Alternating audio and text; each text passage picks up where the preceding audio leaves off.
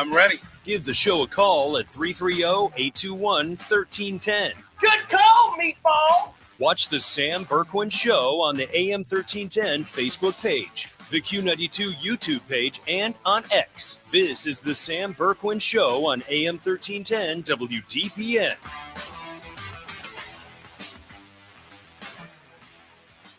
Magical season continues. The Oklahoma City Thunder are going back to the NBA Finals. The winner of the Magic Johnson Trophy for the 2025 Western Conference Finals Most Valuable Player is Shai Gilgeous-Alexander.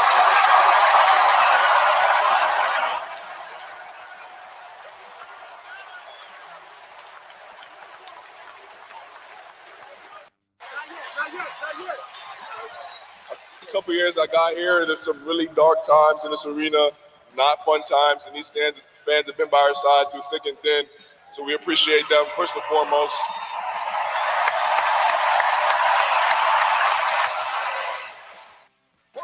Along the right boards, down to the corner, then back behind the net with Orlov all over, and Barkov breaks free to the front of the net, back in feed for Higgy, and he scores!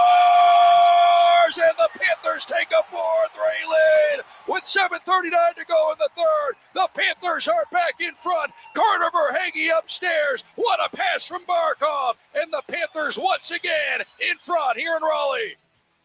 All righty, another busy sports night and another busy sports day. And we'll have some other stuff for you as well. Welcome in, everybody. The Sam Bourquin Show, AM 1310, WDPN. Greetings from Studio A on this Thursday afternoon. Sammy B here.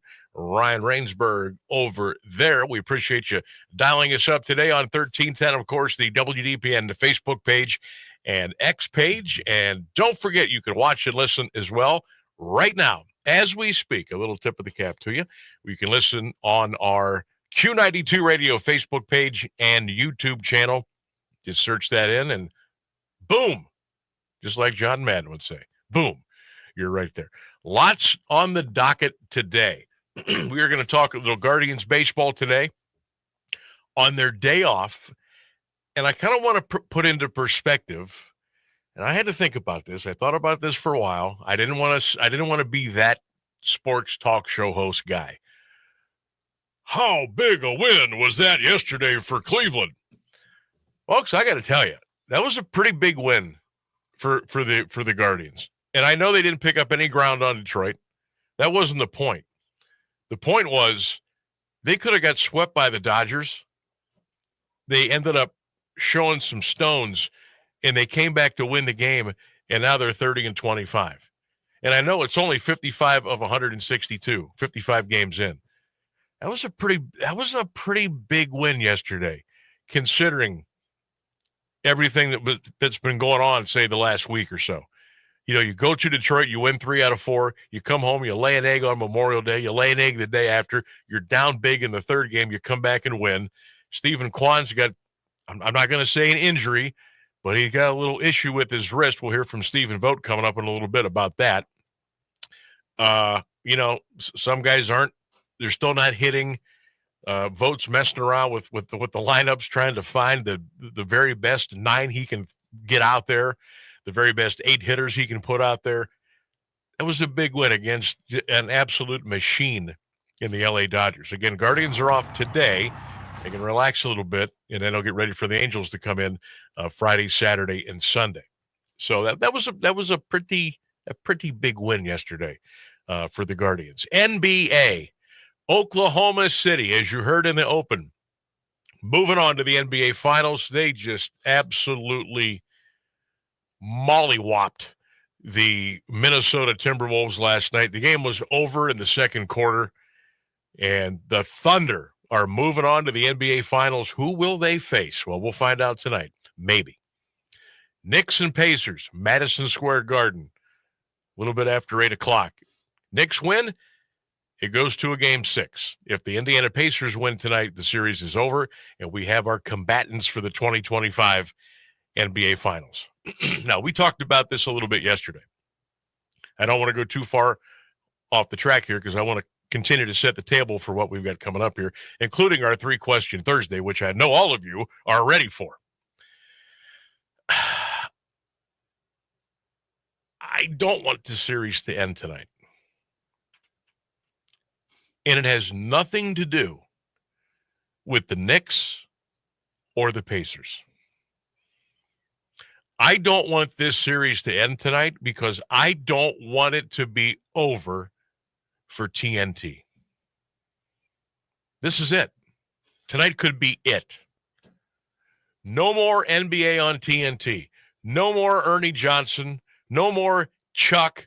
No more Shaq. No more Kenny. No more Inside the NBA. Done. And I know you're saying, well, Sam, they're going to go to ESPN. I'm not interested in that. I'll be 100% honest with you. I'm not interested in that at all. It's not going to be the same. Frankly, I would be surprised if everybody goes over to ESPN.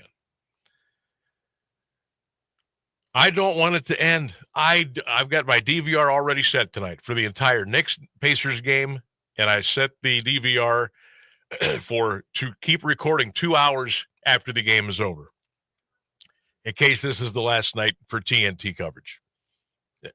I don't think I'm the only one thinking like this, but I can't help it. I don't want the series to end. I want 3 more nights of TNT hoops, man, and I want 3 more Inside the NBAs after the game is over. It might all come to an end tonight. I'm just not ready for it to be over yet. They did a fascinating series. It's actually running now. And I forget what the title of it. I think it says the NBA goes inside something. Cameras have been following around the crew all season long because it's their final crew. So they've been following around, or their final season covering the NBA. So they've been following all the announcers, all the sideline reporters, and everybody on Inside the NBA. The usual gang that's on after the ball game. And I've watched probably 40 minutes of it. It's an hour-and-a-half show. I DVR'd that as well, and I've watched about 40 minutes of it. Absolutely fantastic. You owe yourself, if you can watch it, DVR it, catch it live, whatever. But it's really, really good. TNT, Turner does such a great job with their NBA presentation. The directing, the producing, the graphics, the talent, the story writing, everything is so good. And I just don't want it to end tonight, but tonight could be it. So Pacers next tonight. We'll get into that one a little bit later on as well. Also, there's some high school baseball going on today. Massillon and North Canton Hoover in a district over at Thurman Munson Stadium. And last I saw, Hoover led Massillon 1-0, and that was in the bottom of the 3rd inning. So we'll keep you updated there. Congratulations to the Perry softball team. They won yesterday. They will be playing in a regional final tomorrow over in Ashland. And we got some other teams that are still cooking as well, baseball, softball, and we'll keep you in the loop with how those teams are doing and maybe get their coaches on as well. Okay, it is a Thursday. We always look forward to this portion of the week. It is another 3-question Thursday here on the Sam Bourquin Show. And today's 3-question quiz is as follows. Question number 1, which professional sports regular season needs to be shortened the most? Okay, baseball, football, basketball, hockey. Which of the regular seasons needs to be shortened the most? Question number 2, on the average, how many hours of sleep do you get a night? How many hours of shut-eye do you get on the average each night? I am shocked at some of the answers that I'm getting. Shocked.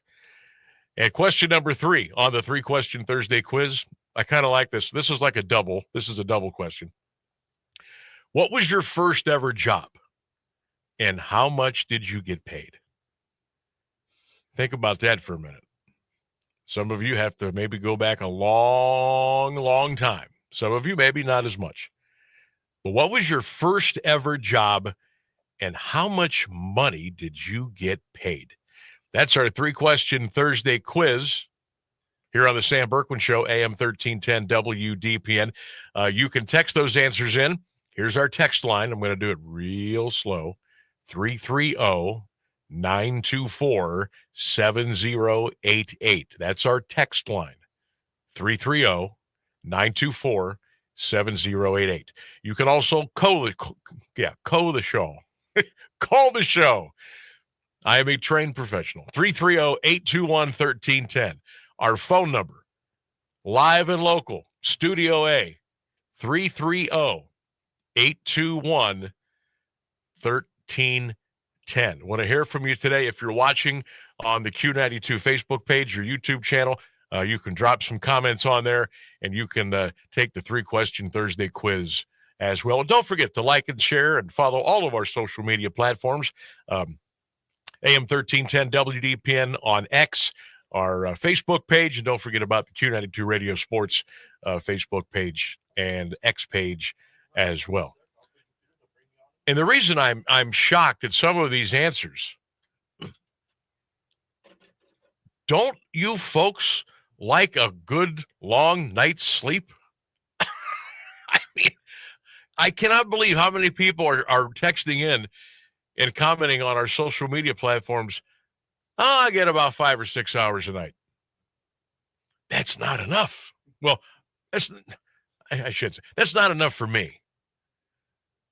And I know some of you personally who are answering these questions, and I know you work hard. And I know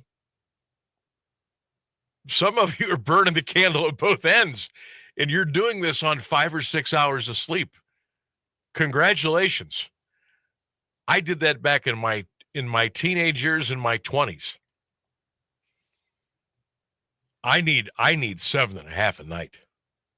I don't really get it, but that would be like perfect for, I think 8's too many, and I think 7's just not enough. I think 7.5 hours is good. I think that gets you ready for the day. But as we all know, life kind of happens and gets in the way, and sometimes the amount of hours that you think you're going to get, you don't actually get. So that's our 3-question Thursday quiz. What do you say? Number 1, which pro sports season, regular season, needs shortened the most? Number 2, on an average, how much sleep a night do you get? Question number 3, what was your first job and what was your pay? We'll get into some of the comments here on our social media platform. I understand we got a ring, ready to go. Good afternoon. You're on the Sam Bourquin Show, 1310 WDPN. Who we got this afternoon? Hey, Sam, this is Jim in Akron. Hey, Jim, how's things in Rubber City? Doing well. First question being, which one needs shortened up the most? Yeah, which pro sports season needs shortened the most? Yeah, I suppose the easy answer would be to all of them. But, Right. Every one of them. But the thing is, regardless of which one you feel like does, and I feel like it's probably baseball. Yeah. And I love baseball. I love them all. But when you're looking at when spring training starts, it's in February. So here it's cold and snowy. Mm-hmm. And by the time the World Series finishes up, it's cold. It's cold and snowy. Yeah, I agree. And you think about, like you say, and then with two, when they start spring training, you're still in the middle of NBA season, NHL season, college is finishing up. And by the time the World Series is over, and there's been a few cases where it's even been into November and the NFL season's halfway over. Jim, do you remember, I'm not sure how old you are. I think we may be close in age. I could be wrong. I got a couple of years on you, but yeah. Okay, so you're 45. Beautiful. Yeah, sure. Do you remember when the sports seasons never overlapped each other? Yeah. Oh, yeah. You remember that? Yeah. Yes, I do. I can remember when, like you say, if it was baseball finished up, baseball never ran into November. Never, ever. Nope. And the thing is, and then, like you say, then you start adding more teams into the playoffs, because if you remember baseball, it was always just the division winners. Right. And that's what I like the best. Yeah, there was no wild card. No. You either won your division, because remember they were set up differently then. You had the American League, you had 4 divisions, right? In each AL and NL, and you pared that down, and you were done by the middle of October. You were done. Yeah. Baseball was over. And I mean, and now, with the NBA, remember they used to have the best of 3 playoff series. Yeah. Then they would go best of 5, and then best of. Now it's all best of 7. Same with the NHL. And they're just as bad because you think about it, by the time they finish up, it's almost the 4th of July. Right. I mean, with the NHL and NBA, they start like in early to mid-October, and by the time they finish up, you're looking at the end of June. You're looking about a week or 2 after that. You're playing at 4th of July, and by that time, the NFL training camps are starting. Yeah, the NBA season. Matter of fact, it's funny you mentioned that. I looked it up today. If the NBA Finals would go 7, it's going to be like June 18th, June 19th, something like that. I was going to say it's got to be at least 3 weeks into the last. It's amazing. I remember, Jim, in the 80s when it was always the Lakers and the Celtics playing for the championship, and usually like a Game 6 or Game 7 of the finals was Memorial Day weekend. Yeah. Mm-hmm. Incredible. Well, and that's what tickles me with you talk about when it was always Celtics Lakers. People were griping years ago when it was always the Cavs and Golden State. Mm-hmm. And to your point, just what you said, how through the 80s it was Boston Lakers every year. That's all we had. Once in a while, you'd get Philly, Houston would Philly or the Rockets would slide in there every so often. But and see, I got like that then. I'm like, I'm tired of Boston. I'm tired of all that. And like I said, and the NHL, they're just now finishing up their conference finals too to start the Stanley Cup final here in the next few days, week, whatever that's going to be. And they're the same way. They finish up in the middle or late June by the time they're done, and they get about 3 weeks off and training camp starts again. NHL preseason games, I think, begin in like September. Oh, it's unbelievable. It really is. Yeah. Oh, I know. And they go for it. And the thing is, and they're not, believe me, because of TV contracts and stuff, they're not cutting any of that back. No. The ketchup's already out of the bottle. What do you say for question 2 about how many hours of sleep you get a night? Probably 5, maybe, if I'm lucky. And there's kind of I've never been a good sleeper, night sleeper anyway, but then I just got a knee replacement done in January, so I'm kind of working through that a little bit. Okay. It's better than it was. But my mom's got dementia, so I mean, I'm kind of keeping an Sure. I never really get to sleep real good because I'm always kind of listening to see if she's up and at her or needs some help or whatever. So but to that point, that's not an excuse. I mean, I've never been a good sleeper anyway. So wow. Question 3: what was your first job and how much did you get paid? I worked at a bowling center, and I graduated from high school in 77, so that would have been about 75, 76, right through there. So whatever minimum wage was in the mid-late 70s, I don't even remember what it was now. I mean, you're looking at almost 50 years ago now. So that's wild. Now, when you told me your graduation year, I know how old you are. Yeah. Well, for sure, and and like I say, that don't bother me. Sometimes it just seems. It's funny with the age because now my age now being 66, I can remember when I was in high school. Oh my God, that seems so old. It's like, man, that, and now not anymore. Much. Not anymore, man. You're a spring chicken still. Yeah, you got that right. All right, Jim. I appreciate the call. Have a great rest of the day. You too, sir. Thanks. You got it. Jim in Akron checking in here on the Sam Bourquin Show, AM 1310 WDPN. There's another guy, probably pretty busy, doing this, doing that. Taking care of mom a little bit, gets about 5.5 hours of sleep a night. Now, Rainsburg, I know you get more than 5.5 hours of sleep. Exactly 1/2 hour more. Really? So you have 6, and that's about it? That's all I need. 7's too much. No kidding. Yep. Wow. I don't know how you guys do it. I really don't. Got motivation, I guess. Not sure what it's for, but I got it. Let's check a few of these. You know what? We'll just go to the bottom of the hour here and get your news and weather. So we'll keep it here for a couple more minutes. We have exactly 2 minutes. I've been blabbing long enough. I might as well go for another couple minutes. Let's see here. Bill Elliott says NBA needs to shorten their season.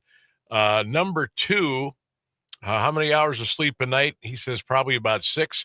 Bill's first job, he was a paper boy for the repository. He can't remember how much money he got paid. Must have been a lot. Jim Baumgartner says NFL needs to shorten their season. Careers might last a little bit longer. He gets about 7 hours of sleep at night. His first job was at Frank's Restaurant. He made $5 an hour. Now, Frank's, I believe, was on Lincoln Way. I believe.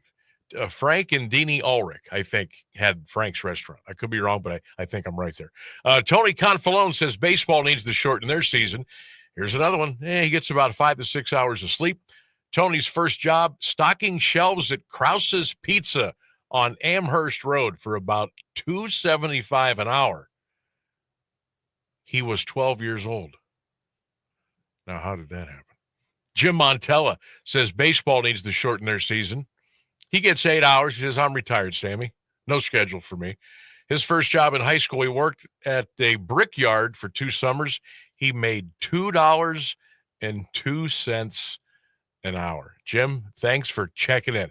We got a lot more to get to here on the Sam Bourquin Show. We'll talk a little guards. We'll talk a little maybe the end of an era with TNT and their NBA coverage going away. We'll check the high school baseball scoreboard. We got the 3-question Thursday quiz, and we got you on the phones at 330-821-1310. Stay with us. Just getting cranked up here on a Thursday on 1310 WDPN. America, our military is sacrificing for our freedom. So please take time to remember our men and women fighting overseas. This salute courtesy of Diamond in the Rough Property Solutions, serving our community with dependability and excellence. For all of your residential and light commercial remodeling needs, call the professionals at 330-763-0089. 330-763-0089. Diamond in the Rough Property Solutions, reminding everyone to hire smart, hire a vet. The latest news and the current Alliance area weather forecast are up next on AM 1310 WDPN. Good afternoon. It's 3:30. The White House is defending its position on President Trump's tariff policy after 2 federal courts blocked most of the tariffs, saying they are unlawful. One federal judge said that the president doesn't have the power under the International Emergency Economic Powers Act to reorder the global economy. At the White House press briefing today, Press Secretary Caroline Leavitt said they are prepared to take their legal fight all the way to the U.S. Supreme Court. The president's rationale for imposing these powerful tariffs was legally sound and grounded in common sense. President Trump correctly believes that America cannot function safely long-term if we are unable to scale advanced domestic manufacturing capacity, have our own secure critical supply chains, and our defense industrial base is dependent on foreign adversaries. Federal judge issuing a preliminary injunction that prohibits the Trump administration from revoking Harvard's ability to enroll international students. Professor Nancy Gibbs with the Harvard Kennedy School says this fight will have an impact on higher education as a whole. In a way, this is about all of higher education all over the country. This is about students all over the country. This is about research and progress all over the country and all over the world. This is in no way is this just about Harvard. We just happen to be the face of it, but this is about everyone. Harvard sued the Department of Homeland Security after Secretary Kristi Noem revoked its ability to host foreign students at its campus in Cambridge, Massachusetts. Today, the Trump administration announced a new effort to revoke Harvard's certification to enroll foreign students. The White House says Israel has accepted a new U.S. proposal for a temporary ceasefire. White House Press Secretary Caroline Leavitt today confirmed Special Envoy Steve Witkoff and President Trump submitted a ceasefire proposal that Israel has backed and supported. But Leavitt, speaking to reporters in Washington, said talks are continuing and Hamas has not yet accepted terms of the proposal. The reward has gone higher for information leading to the arrest of 2 inmates who are still at large after escaping from a New Orleans prison. Authorities wouldn't specify where they believe the inmates are, but say they are confident they are closing in on them. Jonathan Tapp is the special agent in charge of the New Orleans field office of the FBI. What we need from you, the public, is to continue to give us leads. If you think you've seen either of these men or have any information, call 911, call Crime Stoppers, call 1-800-CALL-FBI. You can submit a tip. It's 70 degrees in Alliance at 3:32. This is WDPN News. I'm Jeff Mears. Here's the latest forecast on AM 1310 WDPN. A slight chance of showers for what Q92. Mostly cloudy skies with a shower in certain places this afternoon. Going to be a high around 71 for your Tuesday. Tonight, periods of rain, breezy this evening with a low going down to 52 degrees. Weather. Mama, what does the chicken say? Dog. Cat. Giraffe. Giraffe, really? Giraffe. You're not going to get it all right. Just make sure you nail the big stuff, like making sure your kids are buckled correctly in the right seat for their age and size. Get it right. Visit NHTSA.gov/the right seat. Brought to you by the National Highway Traffic Safety Administration and the Ad Council. You're listening to the Sam Bourquin Show on AM 1310 WDPN. And we're back 34 minutes past the hour. Phone lines are open, 330-821-1310. You can text the show on the WDPN text line. I believe there's a sponsor opportunity there for somebody. 330-924-7088. 3-question Thursday quiz. Number 1, which pro sports season needs shortened the most? Question 2, on an average, how much sleep do you get per night? Question number 3, it's a two-parter. What was your first job ever, and how much did you earn? 330-821-1310. Mr. Rainsberg has got some comments all over the social media platforms. Actually, we have texts, but yes. Okay, same deal. we'll call it. Sorry, I can't. It's like programmed into me. We've got breaking news from the OHSAA Tennis State Tournament. Glen Oaks, Dylan Wiles, and Jack Slay are into the Final Four in the OHSAA State Doubles D1 Tournament. So Final Four play is tomorrow at Worcester. Very good. Go get him, Eagles tennis. Let's go. And then we have a text that says, "Hey, Sam, I can remember in Major League Baseball when only the World Series was best of 7, then AL and NL Championship Series were best of 5. So somebody sympathizes with you. Yeah, remember that too. Somebody's reminiscing out there. That was, back then you really had to earn your way in. So obviously a lot of teams, even before they would go to Arizona or before they would go to Florida for spring training, they were cooked. They had no chance. They had no chance of making the playoffs. Now it's a little different. And I will be honest with you, when they first came out with the first wild card, I said, "Oh, this is Mickey Mouse. What the?" And then I was like, "Oh, okay. Well, I'm starting to see teams now that normally would have no chance. They were getting in." So a little bit of time goes by. MLB says, it seems to be working. The ratings are really, really good. We're making some more cheddar.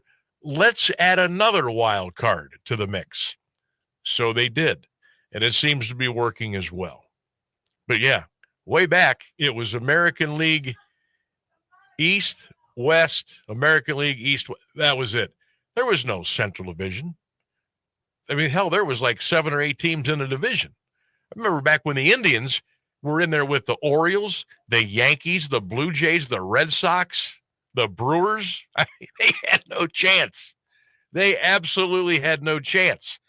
But then the wild card came along and they redid the divisions. They moved, obviously they moved some teams around. They moved the Brewers out of the American League and put them in the National League. The Astros went from the National to the American. They tried to make it a little bit more geographical, and it's worked. I will say that it has worked, but I don't want any more teams in. That's enough. We don't need any more teams. Baseball is good where it's at. You got 2 wild cards. That's enough. Now, I honestly wouldn't mind if they cut back to like 150 games, but darn well that's not going to happen because you're going to lose revenue. I think 162 is a lot, and honestly, I could probably take this a step further. I think the spring training is a little bit too long. I think the fellows are there probably about 8 to 10 days longer than they really need to be. So that's where I'm at with that. But then I look at the NBA and I see 82 regular season games, and every playoff series is best of 7. And you got to remember, they start training camp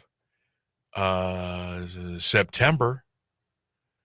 their first games are a week or two before Halloween. Like the NFL has just hit like week 7 and the NBA is already going.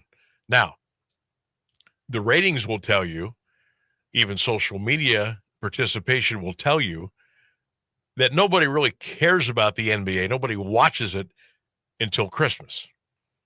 And I'm just in a nutshell. I'm not saying nobody watches one single game. I'm not saying that.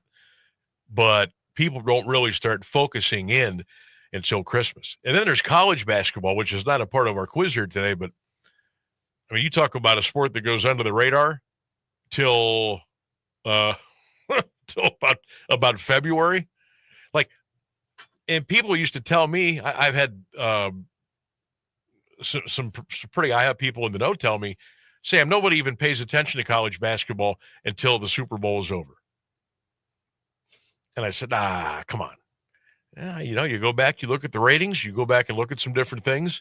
You go back and look at some of the box scores with the attendance and even some of the, the blue bloods and some of the bigger schools. A couple of people I talked to, they had a point. It's like once the NFL season has come to an end, then people turn their attention to college basketball. Well, you've already missed a little bit of November, December, January, and the first week of February. And pretty soon, what are you talking about? March Madness. So you've missed a lot. I mean, there's college basketball games on the schedule coming up for this year that if I told you if I made a top 20 list right now, and there would be multiple games of teams in the top 10, top 5. So what? They'll play again down the road, or they'll play next year, or we'll see them in the tournament, or we'll see them in the regular season. Not that important. It's a big game, but it's not a big game. That's what people tell you. That's why I think the sport of college basketball is in a little bit of a pickle. They got to figure out a way to get people to pay attention to them during the regular season. I just don't know if that's possible. I don't know. Back to the 3-question Thursday quiz. Let's see here. Eric Fouts. Hello, Eric. He says baseball needs to shorten their season. He gets about 6 or 7 hours of sleep. His first job, food for less. He made $4.50 an hour. John Fight says the NBA needs to shorten their season. He gets about 6 hours a night of sleep. John's first job, mowing grass at a cemetery for $3.50 an hour. We'll read you one more here. Tom Cackley. Tom, hope you're well. NBA needs to shorten their season. Tom gets about 6 to 7 hours of sleep a night on the average. His first job was in 1973 doing odd jobs at the Stark County Fair. He made $1.10 an hour. Holy smokes. $1.10 an hour. So after taxes, you're telling me you're getting about 98 cents an hour. But 1973 might not have been bad. It might not have been bad. All right, Rainsburg. I'm going to just ask you the last question. Okay. Because you kind of already answered number 2. And number 1, you probably... I could. You could. I think baseball is I was going to say, you're going to say baseball. The first time I heard how many games they play a year, I was like, that cannot be accurate. Yeah, but there's a lot of baseball games. It is a lot of games. So, okay, everybody is on the edge of their seat now. Your first ever job, and how much money did you get paid? It was in high school for the broadcast arts program. We technically did get paid for filming events, and I think it was minimum wage, so it would have been like $7.25, $7.50. Wow. So I went to class and then got paid to do my homework. So it was an easy choice. Boy, how about this guy living the life as an aviator back in the... What was your first job out of school? Like to go somewhere for whatever, part-time, full-time, and get a... It was through ManCan. It was just like a random factory job. No kidding. I bet you loved it, didn't you? It was fine. It was just, mind-numbing work like most factory jobs are. Early or late shift, middle shift, or what was it? I think I did early shift. Early shift? I'm a morning person usually. I would have never guessed that. Honest to God, I would have never guessed you're a morning person. I fell back into this afternoon schedule happenstantially. Oh, that's funny. Funny. We also have Ryan Keller. He commented on Facebook to answer the 3-question Thursday. So he says baseball and basketball need shortened. If the NBA players need rest days, shorten the schedule. Fans pay to see the stars. He says he gets about 7 to 7.5 hours of sleep, and his first job was a busboy at Sunrise Inn in Warren, and he thinks it was minimum wage was about $5.15 at that point. $5.15. Wow. So see, thank minimum you, Keller. wage. I think what I remember, the first time I ever recall being told about what minimum wage was, I think it was like $3.80 an hour. I think something like that. Then it went to $4.25. Then like it would increase. And what is it now? What's minimum wage now? Is it 10? I think it's 10. Is it 10? No, it's 15, isn't it? Whoa. No, it is 10. God, I don't know. I've worked here. Somebody will let us know. I have no idea, honestly. I think it's 10 or 15. I've worked here for so long that I really don't know. I don't know. I don't remember what it is. I really don't. Laundromat Jim is checking in. He said, "Hey, Sammy, I just tuned in. Years ago, we had to guess our first job. As I recall, you were a pizza oven delivery driver, correct?" I was, but that was not my first job. I was a pizza oven delivery boy. And I did it at the original on West Tusk in Canton. Shout out to Jerry DePietro, my guy. Loved that job. Loved it. All of my my cronies. I guess as you get older, you have cronies. At first, there's like friends. Then there's good friends, best friends, childhood friends, and then there's cronies. I guess I'm old enough. I have cronies now. I don't know. Sounds like anyway. But yeah, pizza oven was great. Delivery boy. Used to work the counter, would make the pizza on occasion. Boy, if I had a nickel for every time I went back there and snuck a JoJo potato out of the fryer without paying, oh my God. Look, that is understandable. Hey, I got to tell you, I was in pretty good shape. You would never know it now. I was in pretty good shape back in the day. And I was in really good shape until I probably turned 30. And then I kind of went to hell in a handbasket. Oh, God. But when I worked at Pizza Oven for 3 summers, I bet I gained 30 pounds. Well, that makes sense. And I eventually shed it. Yeah. But when you stopped working. Because we were allowed to pretty much eat whatever we wanted. We got the full run of the cooler. Oh, God. Like whatever we wanted. No. Pop, water, tea, soda, whatever we wanted. You can't give me free reign of food. And like we would make our own pizzas. We would do the roasted chicken.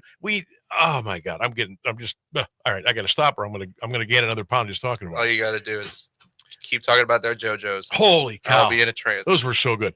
But my first job ever, and I didn't even have a car.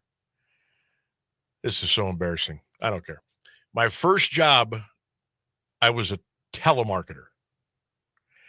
I was 16, maybe 17. Didn't have a car yet.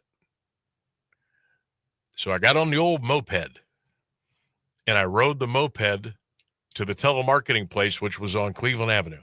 This is when I lived on Lakeside off of Fulton, kind of close to the Pro Football Hall of Fame. And I would I worked 5 to 9, and I didn't have a light on my moped. So every night coming home from work, it was brutal. The roads that I traveled home and tried to stay out of the line of traffic, but I didn't have a light. I didn't have a light on my bike. But that was my very first job. And I think I made, oh gosh, I forget what the hourly rate was. It might have been like $8 or $9 an hour plus commission if you were able to swindle people into buying what you were selling. And I wasn't really good at it, but it was my first job. I was still in high school, and I was making a little bit of money. I was showing that assertiveness. I was a go-getter at that age. But, yeah. Now, technically, my first ever job, I was a paperboy, but I was like 6 years old. So I don't count that. Yeah, we all did that. Yeah, we was all 6. were really bad at it because we were 6 or 7 or like 10. Once I finally figured out that you had to get up at like 4:30 in the morning on Saturday and Sunday and stuff the advertisements into the bag, I said, I'm out. That was the point where we all gave up. I'm done. I remember giving up at the exact same point. I said, I'm done. I was like, Mom, I don't want to do this. And I didn't. And that was it. I mean, come on. Dogs chasing after you, big Doberman pinchers, and what were the other ones they used? The German Shepherds. Oh. And they would just come after me. But you have to get the paper to the customer. And then you had to go collect. Remember when paper boys, we had to go collect the money? And I'm like, Mom, Dad, what do I do?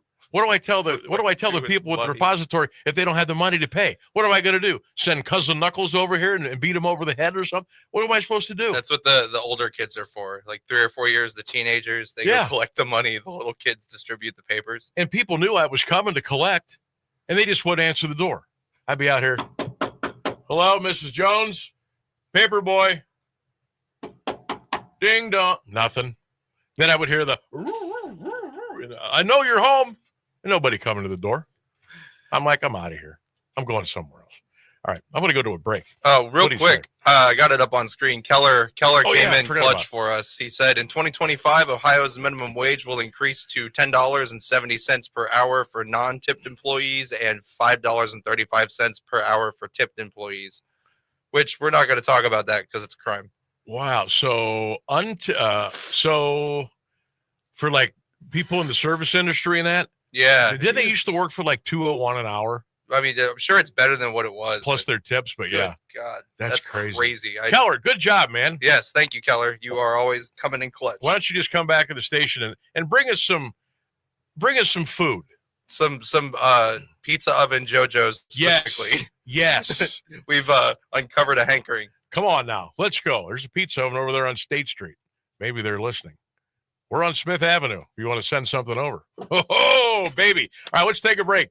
We've got 10 minutes till the top of the hour. 330-821-1310. You can text the show at 330-924-7088. It's a 3-question Thursday edition of the Sam Bourquin Show right here on 1310 WDPN.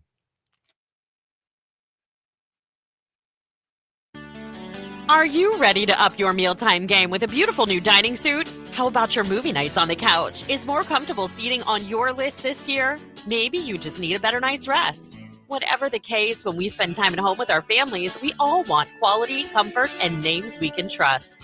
That's why Grove's appliances, furniture sets, and even their mattresses make all the difference. With a beautiful showroom full of ideas and over 700 fabric choices for furniture, you'll be sure to find something that will fit beautifully into your home.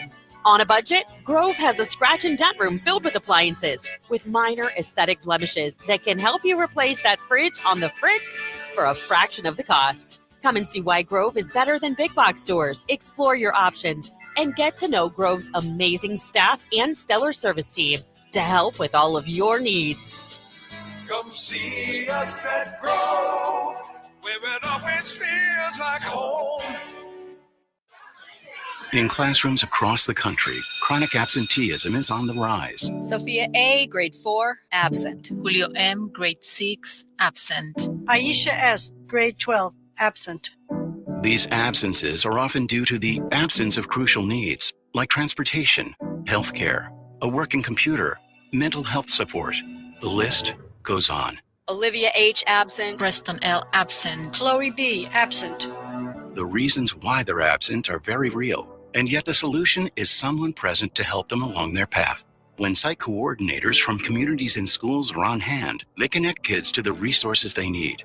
And when they do, 99% of students are present and remain in school throughout the year. Jacob O., grade 10, present. Communities and Schools works directly with students, helping them overcome obstacles to succeed in school and in life. Learn more at communitiesandschools.org.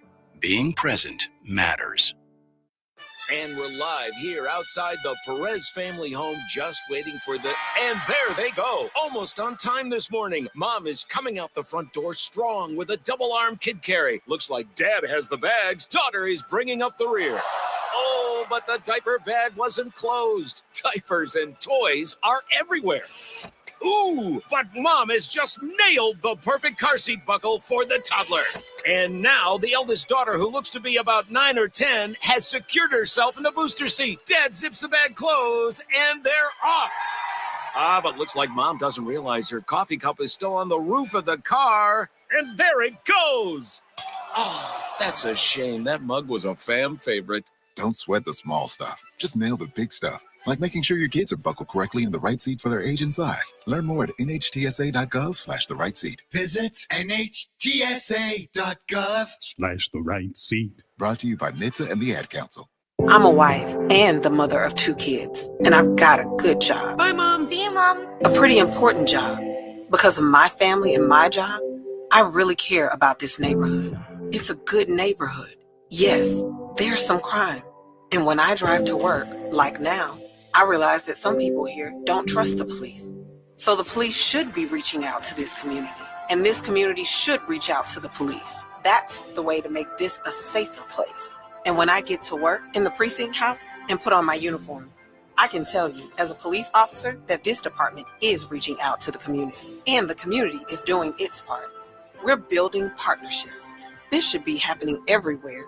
This is how we can all be safer. Get involved. Start the conversation. Start the conversation and help stop crime. To learn the 5 things you can do, go to ncpc.org/prevent violent crime. A message from the National Crime Prevention Council and the Bureau of Justice Assistance. This is the Sam Bourquin Show on AM 1310 WDPN. And we're back 5 minutes until the top of the hour. Phones are open, 330-821-1310. Text line is open as well at 330-924-7088. No Guardians today. They are off after just a very much-needed win yesterday afternoon, I should say, as Angel Martinez. Of course, it was Angel Martinez who got the 3-run home run yesterday. Guardians beat the Dodgers 7-4. They'll take a break today. Angels come to town Friday, Saturday, and Sunday. Cleveland now 30-25 on the year. They are still 6 behind the Tigers, as Detroit is 37-20 on the season. NBA tonight, the Knicks, the Pacers, Madison Square Garden, 8 o'clock tip. Indiana leads that best of 7, 3-1. If Indiana gets a win tonight, the series is over, and we're all set for the NBA Finals, which would be Oklahoma City and Indiana. How many of you had that on your bingo card? Probably not many. If the Knicks win tonight, though, there will be a Game 6 in New York, and that will come up on, what's today, Thursday? Jeez. I'm pretty sure it's Thursday. So they would probably play Saturday. And then Game 7 probably would be on a Monday, which is weird, but that's maybe how it might work out. Did you guys realize 30 weeks from today, Christmas? Yeah. Are you kidding me?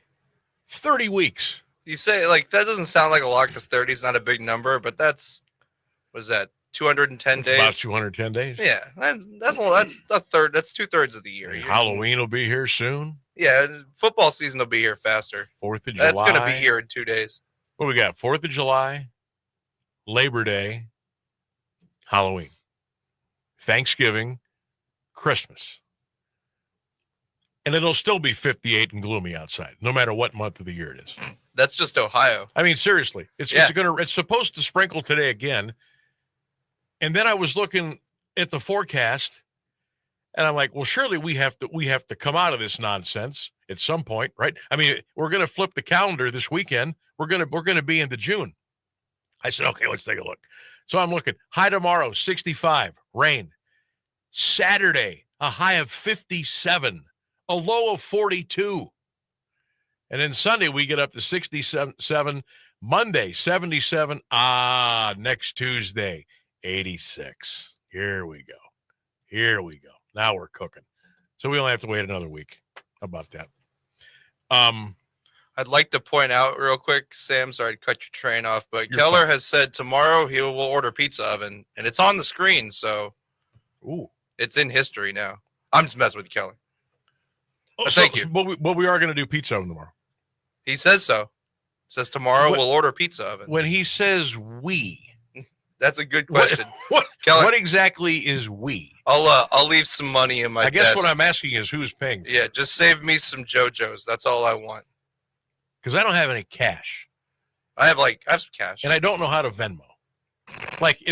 Go ahead, laugh it up. No, I only recently discovered like Cash App and stuff. And My wife installed Venmo. What's the other one? PayPal on my phone. Oh, yeah, I have no idea how to use it. I got PayPal to buy Windows for my computer and then never used it because the website didn't take PayPal. If there was a couple of Weisenheimers in this building and you got a hold of my phone, you could clean me out and I wouldn't even know it. That's my problem with putting that information on my phone. Well, that's why I don't. I mean, you're not going to get a whole lot anyway. But I don't even know how to. Like, there's sometimes I just want to send people money. If I want to get on a square board, you know what I mean, for like a Super Bowl or March Madness, or like Keller the other day, he bought some lunch and I didn't have any cash. He goes, I was like, man, all I could do is I could just Venmo you. I don't know. I know. I've kept cash expressly for that purpose because we're getting pizza oven tomorrow.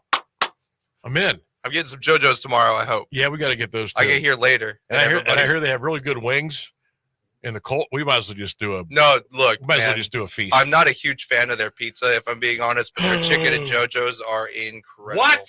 Yeah. What? Yeah, I don't like their pizza. Oh, you're done. It's time to go to the news. Sam Bourquin Show, 1310 WDPN. I'm serious. You're done. You're out.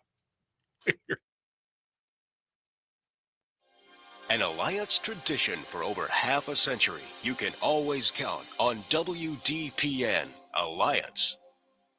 ABC News, I'm Wayne Cabot. Now, 2 federal judges have struck down most of President Trump's tariffs. A second ruling today from a federal district court judge in Washington ruled President Trump does not have the legal authority to impose tariffs on an emergency basis. You might call it self-doging. First, Elon Musk and now the highest levels of his Department of Government Efficiency are exiting Washington. A federal judge is stopping the Trump administration from revoking Harvard's ability to enroll international students. Professor Nancy Gibbs with the Harvard Kennedy School tells ABC News. In a way, this is about all of higher education all over the country. This is about students all over the country. This is about research and progress all over the country and all over the world. This is in no way is this just about Harvard. We just happen to be the face of it, but this is about everyone. Reports say Israel and Hamas may have a 60-day ceasefire deal. The White House says it's a U.S. plan, but didn't confirm a truce. This is ABC News.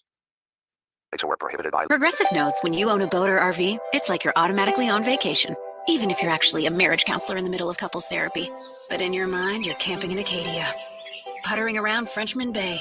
Your boat and RV are both protected. You're lobster drenched in butter and... Uh-oh, did your clients just notice you weren't listening? Quick, do the thing where you just repeat back exactly what they said, but as a question. They bought it. Now back to Maine, earning an automatic discount bundling your boat or RV with your home or auto. Progressive Casualty Insurance Company affiliates and other insurers. Not available in all states or situations. If you have a lot of shopping to do for summer, then you're actually in luck. Because at Macy's, the latest designer trends are here now. From swim and sandals to match sets and linen suits, all for 20% off. But get this, spend $100 and get 25% off. Spend $200 and get 30% off. 30%. So the bigger your summer, the better. Because the more you buy, the more you save. But hurry, it all ends Sunday at Macy's. Savings off already reduced prices. Exclusions apply. Now, the latest Alliance area news from Jeff Mears on AM 1310 WDPN. Good afternoon. It's 4:02. Services have been announced for a 13-year-old boy who died from injuries suffered in the Green Memorial Day Parade. Calling hours for Matthew Schultz will be Monday from 4 to 8 p.m. at Rossi Funeral Home in Canton. A mass of Christian burial will be Tuesday at 11 a.m. at Christ the Servant Parish in Canton. Schultz was riding on a trailer pulled by a pickup truck when he fell and was struck by the dual tires of the trailer. He was later pronounced dead at Akron Children's Hospital. Schultz was a student at North Canton Middle School. Students will hold a vigil tomorrow at 8 p.m. at Whitwer Park. A Stark County judge has sentenced a man to 14 to 19 and a half years in prison. Common Pleas Judge Taryn Heath issued the punishment Tuesday to 37-year-old Joshua Steele of Maslin. He pleaded guilty to felony counts of rape and gross sexual imposition. After his release, Steele must register with authorities as a Tier 3 sex offender every 90 days for the rest of his life. He sexually assaulted a child on January 13th. The victim was 10 years old. Maslin police filed charges last month, which led to a bill of information. The Akron Canton Airport unveiled a 3-year strategic plan Wednesday. President and CEO Ren Camacho says it reflects the airport's commitment to innovation, resilience, and service. The plan focuses on 6 strategic goals, including retaining and attracting air service, strengthening financial health, ensuring a safe, sustainable, and secure airport, empowering the workforce, investing in the guest experience, and making proactive and strategic improvements. CAK has recently announced a number of new routes, mainly to Florida and the Southeast. Breeze Airways announced in February it would build an operations base at the airport, which will open this summer. An administrator for the Alliance School District is stepping down. Intermediate school principal Stephanie Guerin announced her resignation to accept an administrative position outside of the district. She will leave in mid-June. Guerin joined the district in 2013 as principal of the former Parkway Elementary. She moved to Alliance Intermediate 4 years later. The search for Guerin's successor will begin immediately. A company named in a lawsuit stemming from a fatal house explosion in Ellsworth Township is denying responsibility for the incident. In its filing in Mahoning County Common Pleas Court, Window World, Penn, Ohio, says the cause of the damages is undetermined. The company also claims that negligence of other individuals and/or companies caused and/or contributed to cause the alleged damages and injuries. The suit was filed against Window World and its franchisee Window World, Penn, Ohio, by the estates of the 4 victims in the October 2024 blast. Jeffrey and Joanne Kosanier and Adam and Julie Lubick were killed in the explosion at a home on Huxley Road.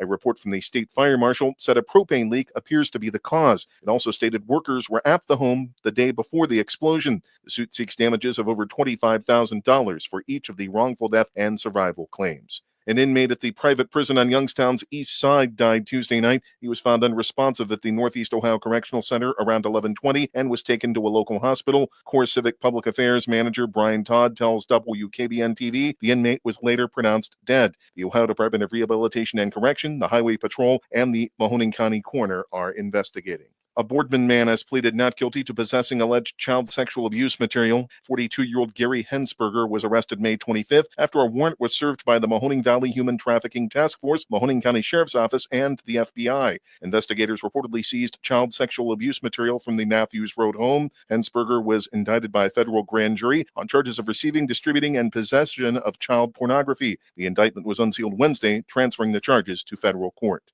Investigators are looking into the cause of a fire that damaged a home in Camel this morning. Firefighters responded to the 400 block of Neoka Drive around 6 a.m. One person was taken to a hospital for evaluation. Their condition was not available. Officials say the person was attempting to put out the blaze before crews arrived. The fire was contained to one room. The house is not habitable until repairs can be made.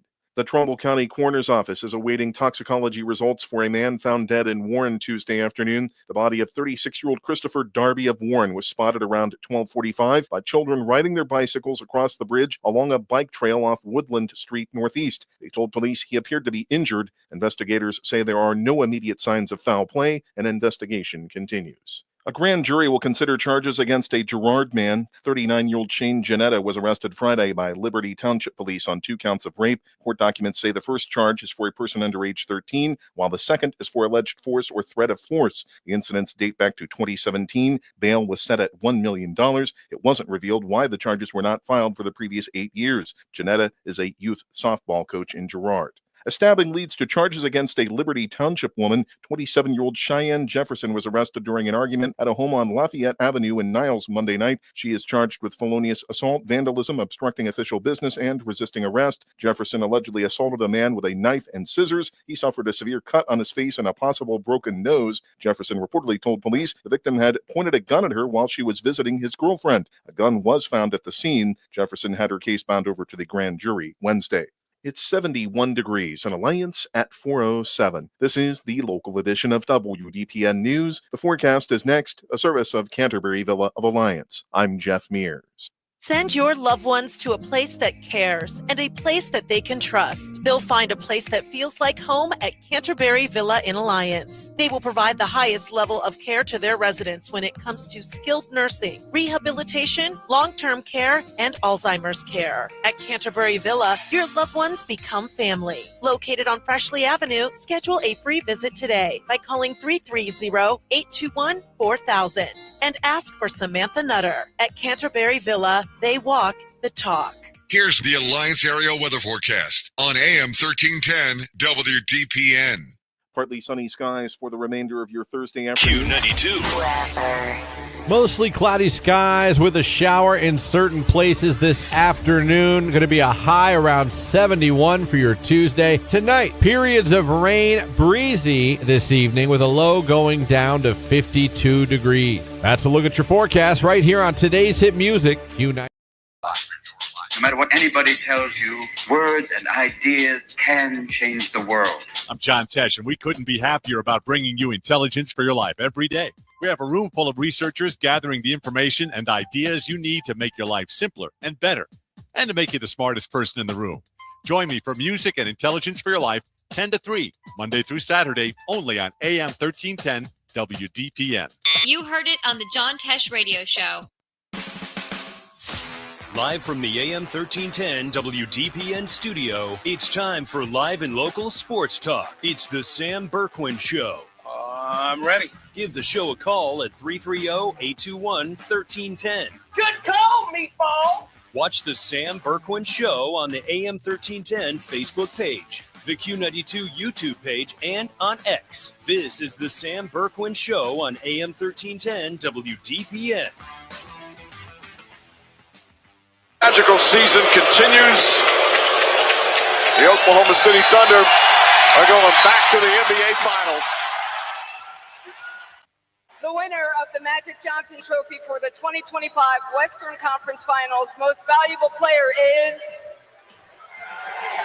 Shai Gilgeous-Alexander.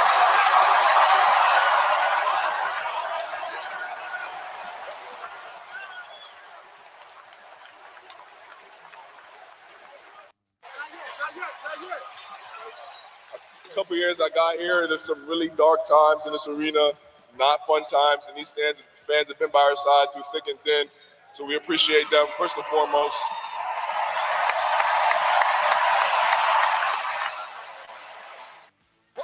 Along the right boards, down to the corner, then back behind the net with Orlov all over, and Barkov breaks free to the front of the net, back in feed for Higgy, and he scores!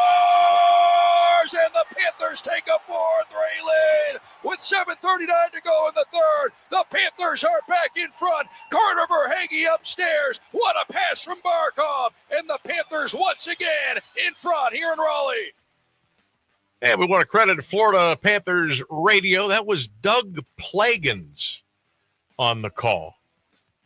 That name ring a bell to anybody? He was the play-by-play guy for the Lake Erie Monsters, Cleveland Monsters for several years. Now he's doing the Florida Panthers. Also want to credit ESPN and ABC for the audio from the basketball game last night, as SGA was the MVP in the NBA Western Conference Finals. Oklahoma City tore Minnesota apart last night, and they are headed to the NBA Finals. Welcome back into the Sam Bourquin Show, everybody. 11 minutes past the hour. It's a 3-question Thursday here on the program. Phone lines are popping today at 330-821-1310, and you can always text at 330-924-7088. If you're listening or watching on the Q92 Radio YouTube channel or Facebook page, you can drop some comments there, and also on the WDPN X page and the WDPN Facebook page as well. Check us out. Instagram, all of our social media platforms. Give us a like, a follow, give us a share, and let us know you're out there enjoying what's going on. Okay, Guardians off today. The Angels come to town this weekend. Knicks Pacers tonight, Game 5 at Madison Square Garden. High school baseball final just in from Thurman Munson Memorial Stadium. Hoover shuts out Massillon by the score of 8-0. So the Vikings advance to the district championship game. Let me see here. What else was I going to tell you? Oh, Perry softball winning yesterday afternoon, or early evening, I should say. The Perry Panthers are now playing in the regional final tomorrow, 5 o'clock over in Ashland. If you can't make it, you can catch the game on Q92radiosports.com. Perry softball tomorrow, 5 p.m. We'll have it for you on Q92radiosports.com. John Bazika will have the play-by-play coverage, and go Perry tomorrow afternoon. All right, it's a 3-question Thursday, so obviously we will tell you what the questions are. Question number 1, which pro sports season, the regular season, needs shortened the most? Which pro sports season, regular season-wise, is just a little bit too long? Question number 2, on the average, how many hours of sleep do you get a night? How much sleep do you get a night? Question number 3, what was your first ever job? And how much were you paid? Hit us up on the social media platforms. You can also call 330-821-1310. I want to go through a couple of these here. Jim Ziegler, hope you're well. He says the NBA needs to shorten their season. He gets about 5-6 hours of sleep a night. His first job, his parents' bowling alley. He made a ripe old 60 cents an hour. Mike Lawrence, he says all of the pro sports seasons need to be shortened. He gets about 7 hours of sleep a night. His first job, Weinsberg Restaurant on Sundays at $2 an hour. Jeff Haas checking in. Baseball needs to shorten their season. Oh, Jeff, I'm jealous. He gets 8 to 9 hours of sleep a night. Whew. His first job, Bobby's Bistro in Green. He was a busboy. He made $4.25 an hour, plus he got tipped out at the end of the night. Tim Bracken checking in. Baseball needs to shorten their season. He says, I get 6 hours of sleep during the school year. I get 8+ hours during the summer. His first job was at Ponderosa. He made $2.85 an hour. Keep those comments coming in. You can also check them out on my Facebook page, in the Q92 Radio Facebook page and DPN Facebook page as well. All right. I really didn't want to get into the habit of talking about the Browns quarterback room more than a couple of days a week. But here we are with Flacco, Shedeur, Dylan Gabriel, Kenny Pickett. Joe Flacco came out and spoke yesterday about why he is here, what his duties are supposed to be in the quarterback room. Yes, he's there to help, but not necessarily be a mentor. He says if they pick up on what I'm doing, good. If not, that's kind of on them. And then you're seeing some of the national people, whether it's writers or podcasters or whatever, that are starting to already lean toward Shedeur as possibly being the starting quarterback maybe less than a month into the season. A lot of folks out there think that Flacco's going to be the starter, and then they see Shedeur maybe taking over 4 or 5 games into the season. You're not hearing many people talk about Kenny Pickett, and you're not hearing anybody talk about Dylan Gabriel. And a lot of people, including me, are still trying to figure out why they drafted Gabriel where they did and why they drafted Shedeur where they did. It's one of the most complex quarterback rooms in a weird, bizarre kind of way that I can remember in the history of me following the Cleveland Browns. I just don't know what – well, yes, I do. The end game is to win about 3 games. The end game is to be in the top 5 with a first-round pick. That's what the end game is. You can't come out and say that because you want to sell tickets and jerseys and beer and hot dogs and everything else. So you can't say that. That's where they're headed. Vegas says the win total between 4.5 and 5.5. Folks, if you get that at 5.5, I'm never going to tell anybody how to bet, where to bet, when to bet, who to bet. But see, I'm trying to tell you without telling you. If you can get that at 5.5, you might want to go under there, and you may thank me later. How much can you really learn at this point of the NFL calendar year? Guys are holding out. Guys are looking to redo their deals. Guys don't want to come to any kind of a camp, whether it's mandatory or not.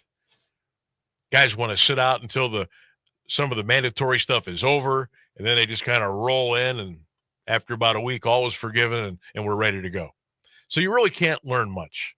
A lot of the beat reporters, the television people, aren't allowed to see a lot of activities during this time of camp, the short little camps. They may let them in for like the final day, but the first couple of days or most of the hours while the players are out there, no cameras, no interviews, you're not allowed in.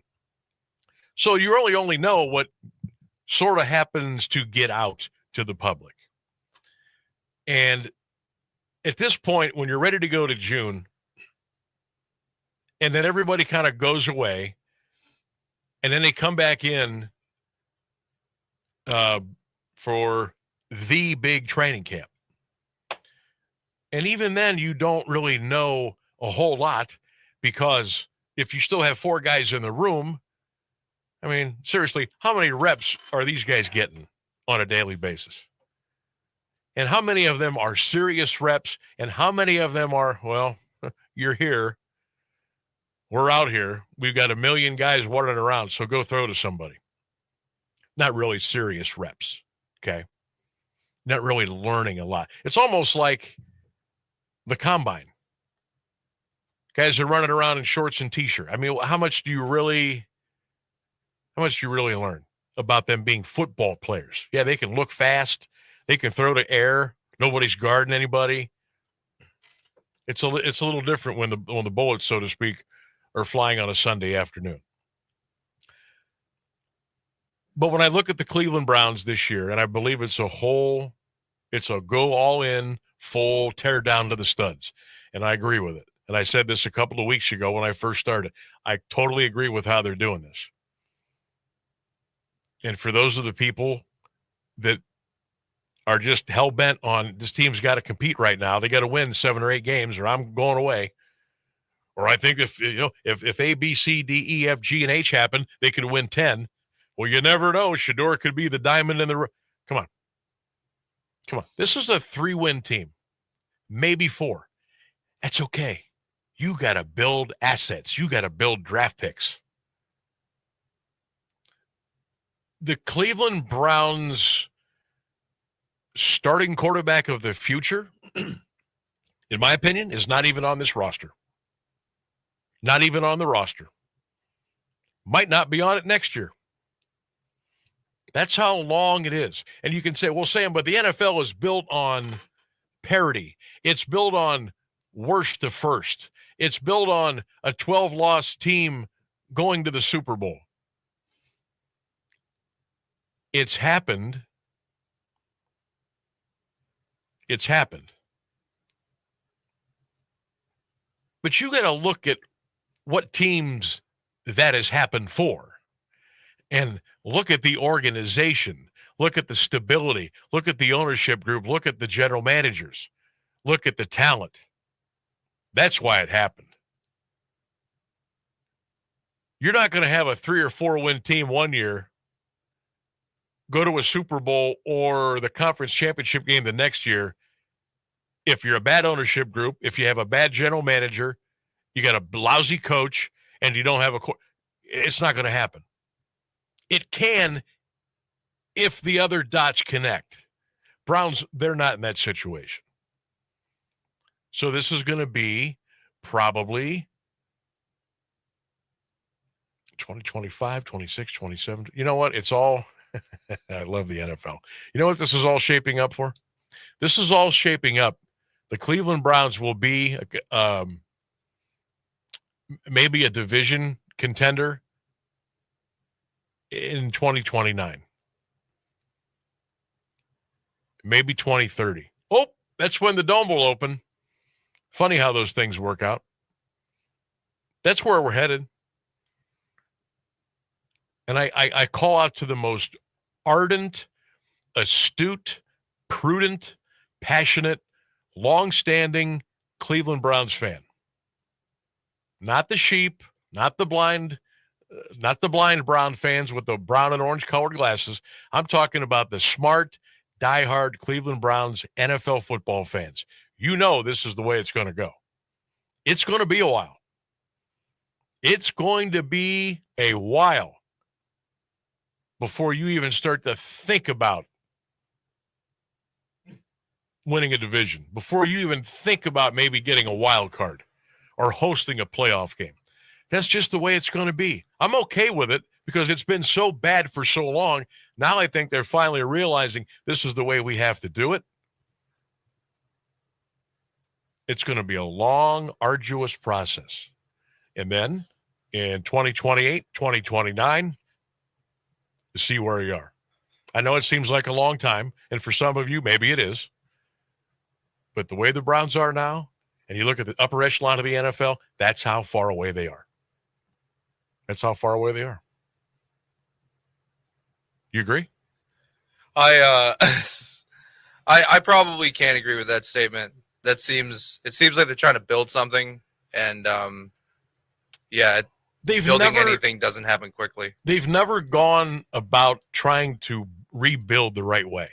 No. They've always tried to put the Band-Aid on the cut. They always try to put the proverbial lipstick on the pig. That's what they've tried to do. Uh-huh. Now it's a tear it down to the studs, just be god-awful for, you know what, though? I feel so silly saying this because this is a franchise that not long ago went 1-31 over a 2-year period. 1 year they didn't even win a game. I remember that. Everybody was really sad that year. So the whole state. But I think that's because they were beyond bad. This time I think they're trying to be bad. And they'll probably screw it up. But this is the way you got to go. You got to go all the way down. The full rebuild. I mean, down to the sod is where you got to go. And that's where the Browns are right now. But the whole quarterback room and having those 4 guys in there, it seems already there might be a little bit of, uneasiness, so to speak. It's going to be a long year, folks. It's going to be a long year. But that's just the way it is. Buck over here is chiming in. He reports that Sanders had a great day, 116 yards passing and 3 TDs. He also mentions that he was playing against future Amazon employees. Exactly. So exactly. You and I could go up there and look decent against some of our competition. Because you're right. A lot of these guys up there now aren't going to be playing in the NFL. Probably not going to be in the CFL or the UFL. So I can't really take a lot of stake in what stats people are putting up here at the end of May. I really can't. Hey, Sam, we also have a question on Facebook from Jeff, who's curious if Maslin has won today. No, they did not. They lost. We just had that score. Hoover 8, Maslin nothing at the district semifinals at Thurman Munson. So the Maslin season has come to an end. Well, we are sorry for the Maslin fans, but thanks we for thank asking. you for I'm your glad question. we could get that. We could get that answer to you. 3-question Thursday quiz. Number 1: which pro sports regular season needs shortened the most? Question number 2: on the average, how many hours of sleep do you get a night? Question number 3: what was your first ever job, and what was your pay? We'll take a break. Phones are open, 330-821-1310. We'll be back on the Sam Bourquin Show. Stay with us. Are you ready to up your mealtime game with a beautiful new dining suit? How about your movie nights on the couch? Is more comfortable seating on your list this year? Maybe you just need a better night's rest. Whatever the case, when we spend time at home with our families, we all want quality, comfort, and names we can trust. That's why Grove's appliances, furniture sets, and even their mattresses make all the difference. With a beautiful showroom full of ideas and over 700 fabric choices for furniture, you'll be sure to find something that will fit beautifully into your home. On a budget, Grove has a scratch and dent room filled with appliances with minor aesthetic blemishes that can help you replace that fridge on the fritz for a fraction of the cost. Come and see why Grove is better than big box stores. Explore your options and get to know Grove's amazing staff and stellar service team to help with all of your needs. Come see us at Grove, where it always feels like home. Small businesses are the heart of America. But you don't have to go it alone. As the nation's largest nonprofit resource of expert business mentoring, SCORE has helped millions of entrepreneurs build their businesses for free. Get the connections, education, and guidance you need with SCORE. We're ready to help. Find a mentor today at score.org. You're listening to the Sam Bourquin Show on AM 1310 WDPN. All right, welcome back again. The final score district, the semifinal high school baseball today. It was North Cantover beating Massillon by the score of 8-0. So the Vikings are moving on to the district championship over at Munson. Congratulations to Coach Ashby and the Vikings. 3-question Thursday quiz. Let's get a couple here before we get to the bottom of the hour. Let's see here. Mary Jane says the NBA needs to shorten their season. She gets about 6 to 7 hours of sleep a night. Her first job, First National Bank. She made $7 an hour. Jeff Harlow, hope you're doing well, Jeff. He says baseball needs to shorten their season. He gets about 6.5 hours of sleep a night. McDonald's was his first job, and he made Where'd you go, Jeff? He made $6.25 an hour. Jason Allen Murphy, the pride of Las Vegas. He says the NBA needs to shorten their season. He gets about 7 hours of sleep a night. His first job, Giant Eagle on 30th Street in 1994. He made $6.25 an hour. Keep them coming in on Facebook, on X, on Instagram. You can also drop the comments on the Q92 Radio Facebook page and YouTube channel, and, of course, here at AM 1310 WDPN. The news and weather is coming up next. We'll see you on the other side. Stay with us. Here's the latest news on AM 1310 WDPN. Good afternoon. It's 4:30. The Trump tariffs are back on, with a D.C.-based appeals court setting aside for now a ruling that President Trump exceeded his authority by imposing the import taxes. ABC News national correspondent Stephen Portnoy has the latest. This is a temporary administrative stay granted by the Court of Appeals for the Federal Circuit. The judges of that court say last night's ruling by the Court of International Trade in New York is going to be paused as both sides, both the Trump administration and small businesses and states, put forward their early filings in this appeal. For now, it means the tariffs turn back on.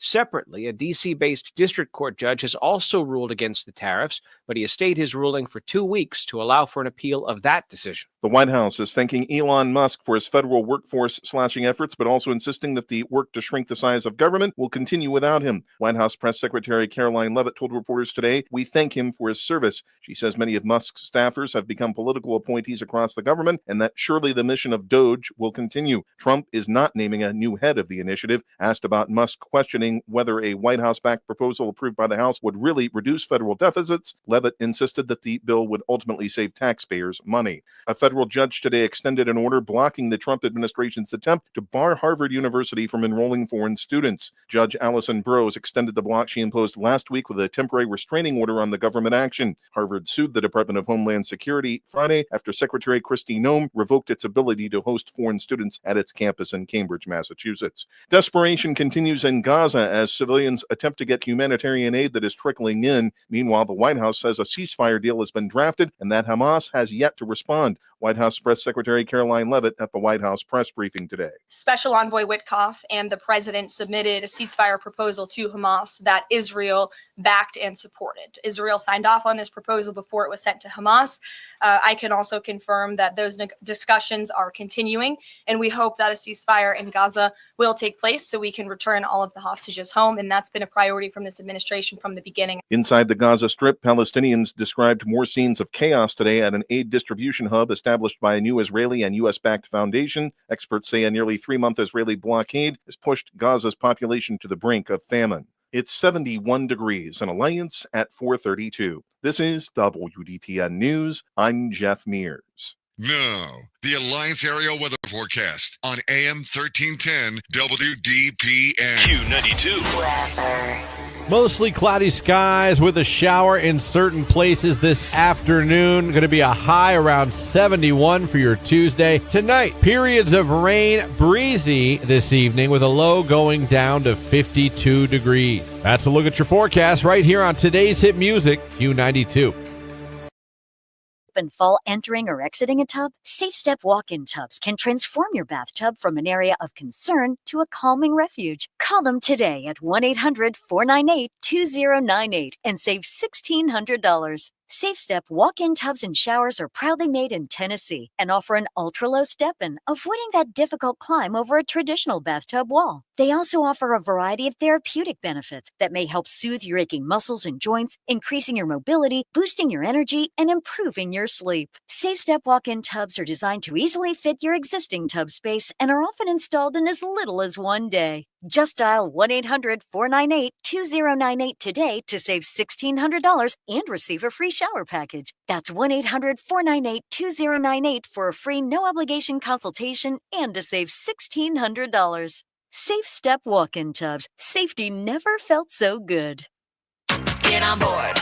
The water is open. It's time to go boating and fishing and leave stress in our wake. Feel the wind as we ride and a fish on the line. Reel in our first catch and feel the sun at our backs. It's get out on the water season. It's time to get on board. Find out where to get on board near you. Visit Take Me Fishing and Discover Boating to learn more. And please recreate responsibly. Get on board. Get on board. When it comes to a gun suicide attempt, all it takes is a moment.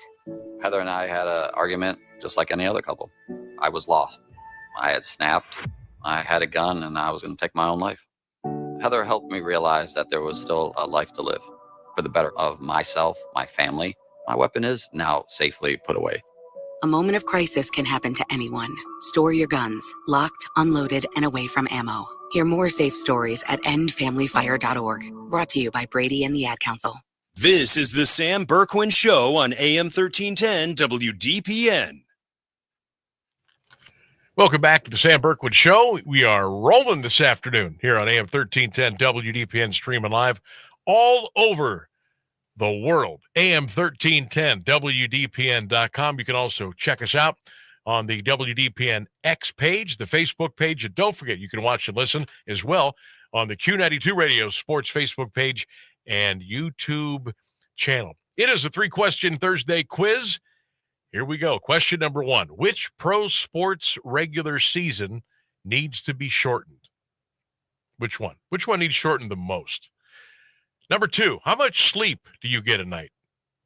On the average, how many hours of sleep do you get a night? Question number 3, what was your first ever job? And how much did you get paid? 330-821-1310. You can text the program at 330-924-7088. Coming up here in a little bit, we'll be hearing from Stephen Vogt, the skipper of the Cleveland Guardians, as he talked after yesterday's win and also kind of gave us a little hint on the status of Stephen Kwan. He went out yesterday with a little forearm soreness, and you never know with the Guardians. On Tuesday, it's a little forearm soreness, and then by Wednesday night, it's 6 weeks on the disabled list. So we'll get a little more from Stephen Vogt coming up here in just a couple of minutes. Looking forward to that, and hopefully a good update on Stephen Kwan. We mentioned as we started the program today, I didn't want to make a huge deal out of one baseball win at the end of May amongst the 162-game season. But the more I went back and I thought about it, and the way that the Guardians won the game, I'm not saying this is going to be a turning point. I'm not saying we're going to look back at this in 3 months and say, oh, that's where it all turned. I'm not saying that. But what I am saying, and I'm going to use the analogy here of in baseball, what do a lot of the baseball people say? They say you can't win a division early, but you can certainly lose it. Okay?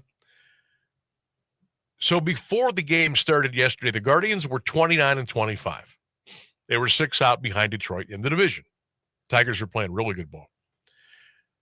Cleveland had just gone to Detroit the previous weekend and won 3 out of 4 and darn near swept the series. Then they come home on Memorial Day, sellout crowd, almost 35,000 people, and they spit the bit. Then they lose again on Tuesday. And you could hear the people in the back. See, here we go. Playing a really good team. You lose 2 in a row, you're going to get swept, and now you're going the wrong way, and blah, blah, blah. And then Wednesday's game rolls around. You're down 4-2 in the bottom of the 8th inning. It's looking like you're going to get swept. And you're looking at who's coming up in the order, and you're looking at who's left on the bench, and you're like, ain't happening. We're going to get swept. Tigers are going to win again. We're going to be 7 out. We're going to be 8 out. You're going to have a day on Thursday, which would be today, to sit around and stew on it. And then the Angels come to town. And then, on Sunday, by about 4 or 5 o'clock, you're packing your bags and you're leaving again for a little while. So it's 4-2.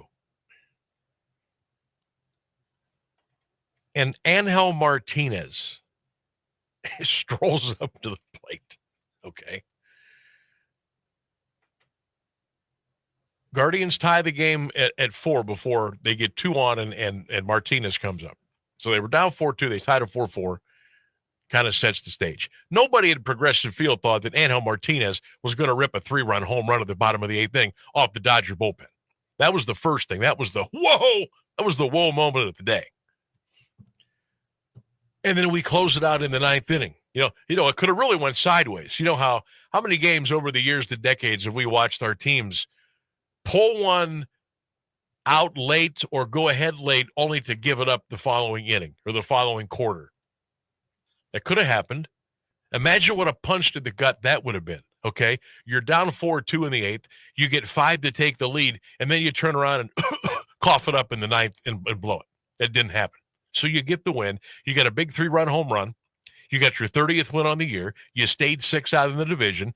You got a day today to kind of, feel a little bit better about things in general. That would have been brutal to sit around today after a loss. On your day off, not good for anybody's morale. So you got the day, hey, we pulled it out. Good. We're never going to quit. We always fight. We guards ball, the fighting votes, what have you. Now you got the Angels coming in. You should take 2 out of 3. They're 25-30. Now they're good. They're better on the road than they are at home. Angels are 10-15 at home. They're 15-15 on the road. They're a 500 team away. Here's another thing. I always hated playing teams that were on a long losing streak. What's the old adage? They're due. They're due. Angels have lost 5 in a row. Got to be careful here. Got to be careful. You want to get 2 out of 3. Tigers are probably going to get 2 out of 3 this weekend. So you're probably going to be around, 6 games out as we flip the calendar and we go to June. Then we start to see maybe some guys coming back. Maybe we'll get some guys off the injury report, start coming back. Maybe we call up a guy from AAA. We'll see. You're not going to go sign somebody. You're probably going to bring a guy or 2 up and just see what they got. See what they can give you. And hope that your other guys continue to stay healthy. Try to figure out who's going to be your number 2 guy in the batting order. I mean, if I see Bo Naylor batting number 2 again in the lineup, I might have to drive up the Progressive Field. I don't want to see that again. Nothing against Bo Naylor. Not a two-hitter. He's not a two-hitter. So we're going to have to figure some stuff out here on the fly. Just get me to, what do we always say? Get me to the All-Star break. Okay? Get me to July. Get me around the holiday, and let's see where we're at. And if we're still kind of hovering 5-6 games out, okay. Then you start thinking, okay, maybe, just maybe, we go out and we make a move to get somebody. And no, they're not going to bring in a 330 hitter with 28 home runs and 95 RBI. It's not going to happen. You know how the Indians bargain shop. That's just what they do. And they do it pretty well. So that's why I never really closed the door, because somehow, someway, they always figure out a way to make it work when they're going down the clearance aisle, okay? So just get me to 4th of July. Get me to the All-Star break, and we'll see where we're at. I don't think the Tigers are going to cool off. I think they're the real deal. Hey, the Twins and the Royals are still kind of hanging around. Minnie is 6 out. KC is 7 out. And we have a lot of games with those two teams as well, the Twins and the Royals, plus the Tigers. So don't forget, I'm not worried about it now, but remember we got that doubleheader we're going to play against Minnesota in September. That could come into play. Maybe not at the end of May, but maybe in September. That's something that we might be worth talking about. So I think yesterday was a good, solid. Yesterday was an exhale win. Like when we got the final out in the top of the 9th, and we finally saw the scoreboard go off, and it said Cleveland 7, LA 4. That's what it was. Like you could almost tell in the stadium. You could listen. Instead of the raucous cheering in the celebration when you get that third out to get a win in the 9th inning at home, you had some noise. You had some clapping. But I swear to you, it was like, oh, did we need that? That's what it kind of felt like to me. That's what it felt like to me. So not putting too much of an onus on the win, but man, it sure did beat getting swept and sitting around and thinking about it for 24 hours. What is your take right now on this Cleveland baseball team? Today, May the 29th, 2025. You're 30-25. You're 6 back in the division behind Detroit. How you feeling about your baseball team right now? 330-821-1310. 330-821-1310. Text us your thoughts at 330-924-7088. Are you happy with where we're at? Are you happy? You good with 30-25? Did you get real excited, super excited after we took 3 out of 4 from Detroit? And then did your excitometer go down a couple of notches when we lost the first 2 to the Dodgers? Where do you sit right now? We got a long way to go. Guys are going to get hurt. Guys are going to come back healthy. Stephen Vogt's going to make some great managerial moves. He's probably going to make a couple of blunders. Guys are going to step up on the mound, and some guys are going to walk 5 guys a night. Is Tanner Bybee going to turn it around and give us some quality starts for the love of Pete and not throw so many pitches? Are we banking on Shane Bieber a little bit too much when he comes back? Are we banking too much on the return of a David Fry? Who's going to be the 2-hole hitter? Where are we going to get some more consistent power? Those are kind of all questions that need to be asked right now. But how do you feel about the team at 30-25? You okay? You good? You hang it in there? I think you got to hang in there. But you know what we need? We need the Detroit Tigers to go on a little, 2-8 in their next 10. That's what we need. Because like we're there, we're kind of treading, we're there, we're paddling, and they keep winning. They've won 4 in a row. We need them to go on a little skid. It's going to happen. Right? They're not going to lose 12 of 15. But they may lose 6 out of 10. You know what I mean? That's not crazy thought. That's not a crazy thing at all. So how you feeling about the Guardians right now? 330-821-1310. If you came up to me and said, Sammy, how you feel? I feel good right now. I'm content right now at 30-25. I really am. 3-question Thursday. Question number 1. Which pro sports season needs to be shortened the most? Question 2. How many hours of sleep you get a night? Question number 3. What was your first ever job? What was your pay? We'll come back and hit the social media fronts. We'll take your calls, and we'll keep it rolling here on the Sam Bourquin Show on a Thursday from the Carnation City on 1310 WDPN. Stay with us. Don't you wish your life came with a warning app? Stop. That dog does not want to be petted. A heads up before something bad happens. You should not send that text. Uh-oh. Life doesn't always give you time to change the outcome, but prediabetes does. With early diagnosis and a few healthy changes, you can reverse prediabetes and prevent or delay type 2 diabetes. To learn your risk, take the 1-minute test today at doihaveprediabetes.org. Brought to you by the Ad Council and its prediabetes awareness partners. Small businesses are the heart of America. But you don't have to go it alone. As the nation's largest nonprofit resource of expert business mentoring, SCORE has helped millions of entrepreneurs build their businesses for free. Get the connections, education, and guidance you need with SCORE. We're ready to help. Find a mentor today at score.org. I heard the call to serve, so I answered. I earned a title and discovered my purpose. I found belonging, an unbreakable bond with my fellow Marines. We fought to overcome adversity together in defense of our nation and its people. I've lived a full life, rich with meaning. And even though I no longer wear the uniform, I am still a Marine. My service has come full circle. I will always look after those around me. I will always uplift and support my country and my community. Because that is the promise I made.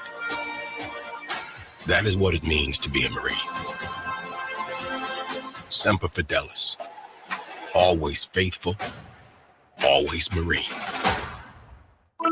When students struggle in school because they are hungry, or fall behind because they lack school supplies or clean clothing, being greeted at the start of every school day by the smile of a caring adult can make all the difference. especially someone from the community, Someone who knows firsthand the obstacles students might be facing. and what it will take to help them thrive.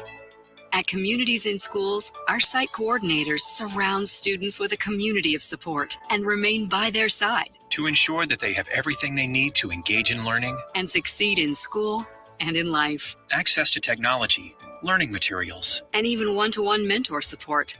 We are there for them all day, every day. This is what Communities in Schools is all about. Going all in for kids, in schools, in communities, and beyond. To learn more, visit communitiesinschools.org. That's communitiesinschools.org.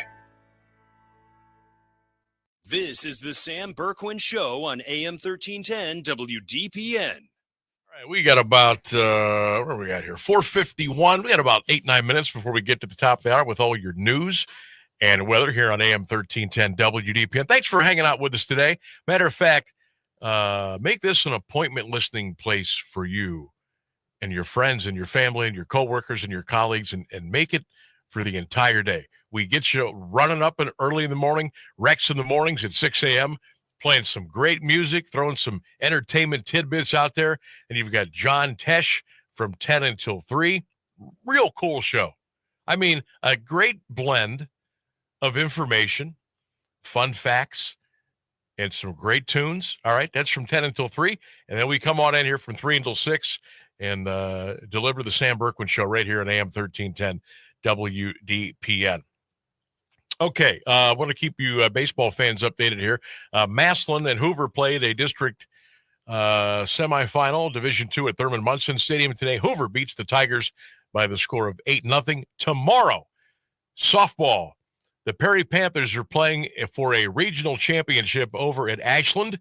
If you can't make it, we will have it for you at 5 o'clock tomorrow afternoon on Q92 Radio Sports. 5 o'clock, John Bazika will have the call. All right, we are getting some tremendous feedback today on our 3-question Thursday quiz. I don't want to keep anybody out here. I want to make sure I read every single one that we get because we certainly appreciate all of your interaction when we do this. Okay, where are we at? Here we go. I think I stopped here. Right here. Okay. Sean Broom. Sean, hope you're well. Go Eagles. He says pro football needs to shorten their season. He says he gets anywhere between 6 and 7.5 hours of sleep. His first ever job, he worked at Sears at Belden Village. He was a clerk. He made $3.35 an hour. I think my first ever job was $3.35 an hour. I'm pretty sure. Clint, the morning news hawk, he says baseball, since they just added the extra playoffs, he gets about 6 hours of sleep at night. His first job, I would have never figured this. Clint worked at Baskin Robbins at Millette Mall. Minimum wage was $3.35. Scooping up your 31 flavors, our very own Clint Marshall. How about that?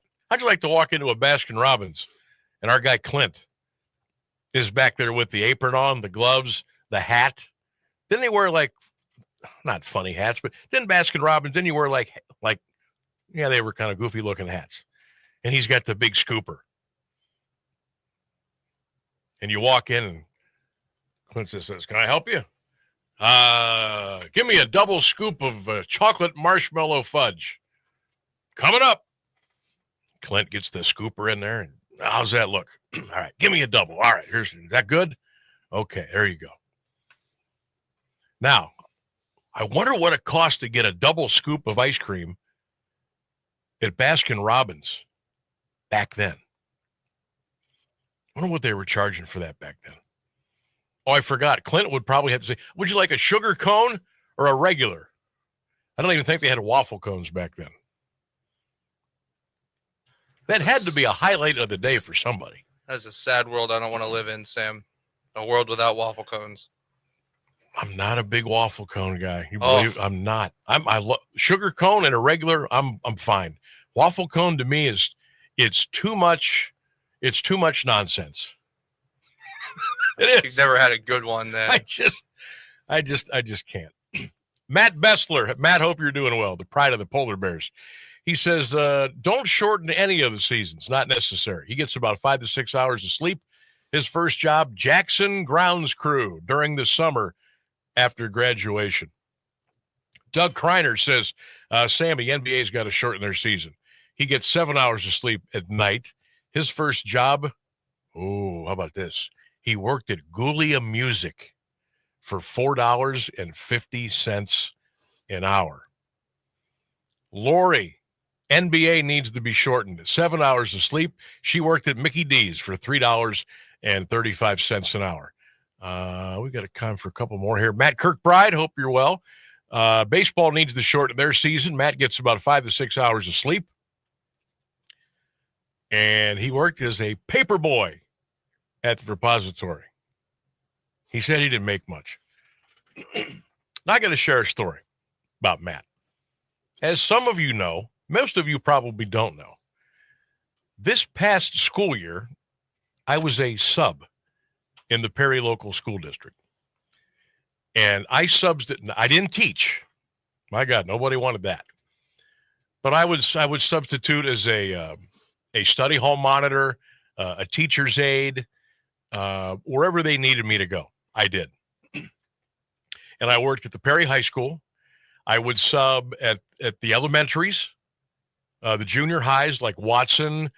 I would sub at Pfeiffer. I would sub at Edison, Lohr, and what was the other one? I forget. but I subbed at all of them, and I did everything under the sun that a sub would do, whatever they needed me for. And that's where I got to know Matt pretty well, because he was a monitor, still is a monitor, been there for quite a while. And we would just we would a lot of times we end up in the same room, at least for a period or two, which would be like an hour or so. And we would just sit there and we talk about the Cavs and talk about the Browns and this, that, and the other, talk about Perry sports and everything. It's kind of cool. Matt, I appreciate you listening. Hope you and the family are well. Tracy says the NBA needs to shorten their season. She gets about 7 hours of sleep. Her first job was babysitting at the age of 12. She made $1.50 an hour. And then she would move on to the Hills department store in Maslin, where she made $4.25 an hour. I find these first jobs in the pay fascinating. Absolutely fascinating. Dougie says he was a grocery bagger for $1.75 back in 1971. He said it was a good way to meet girls shopping who were with their moms in the summer, LOL. Chris Clark says basketball needs to shorten their season. She gets about 6 hours of sleep at night.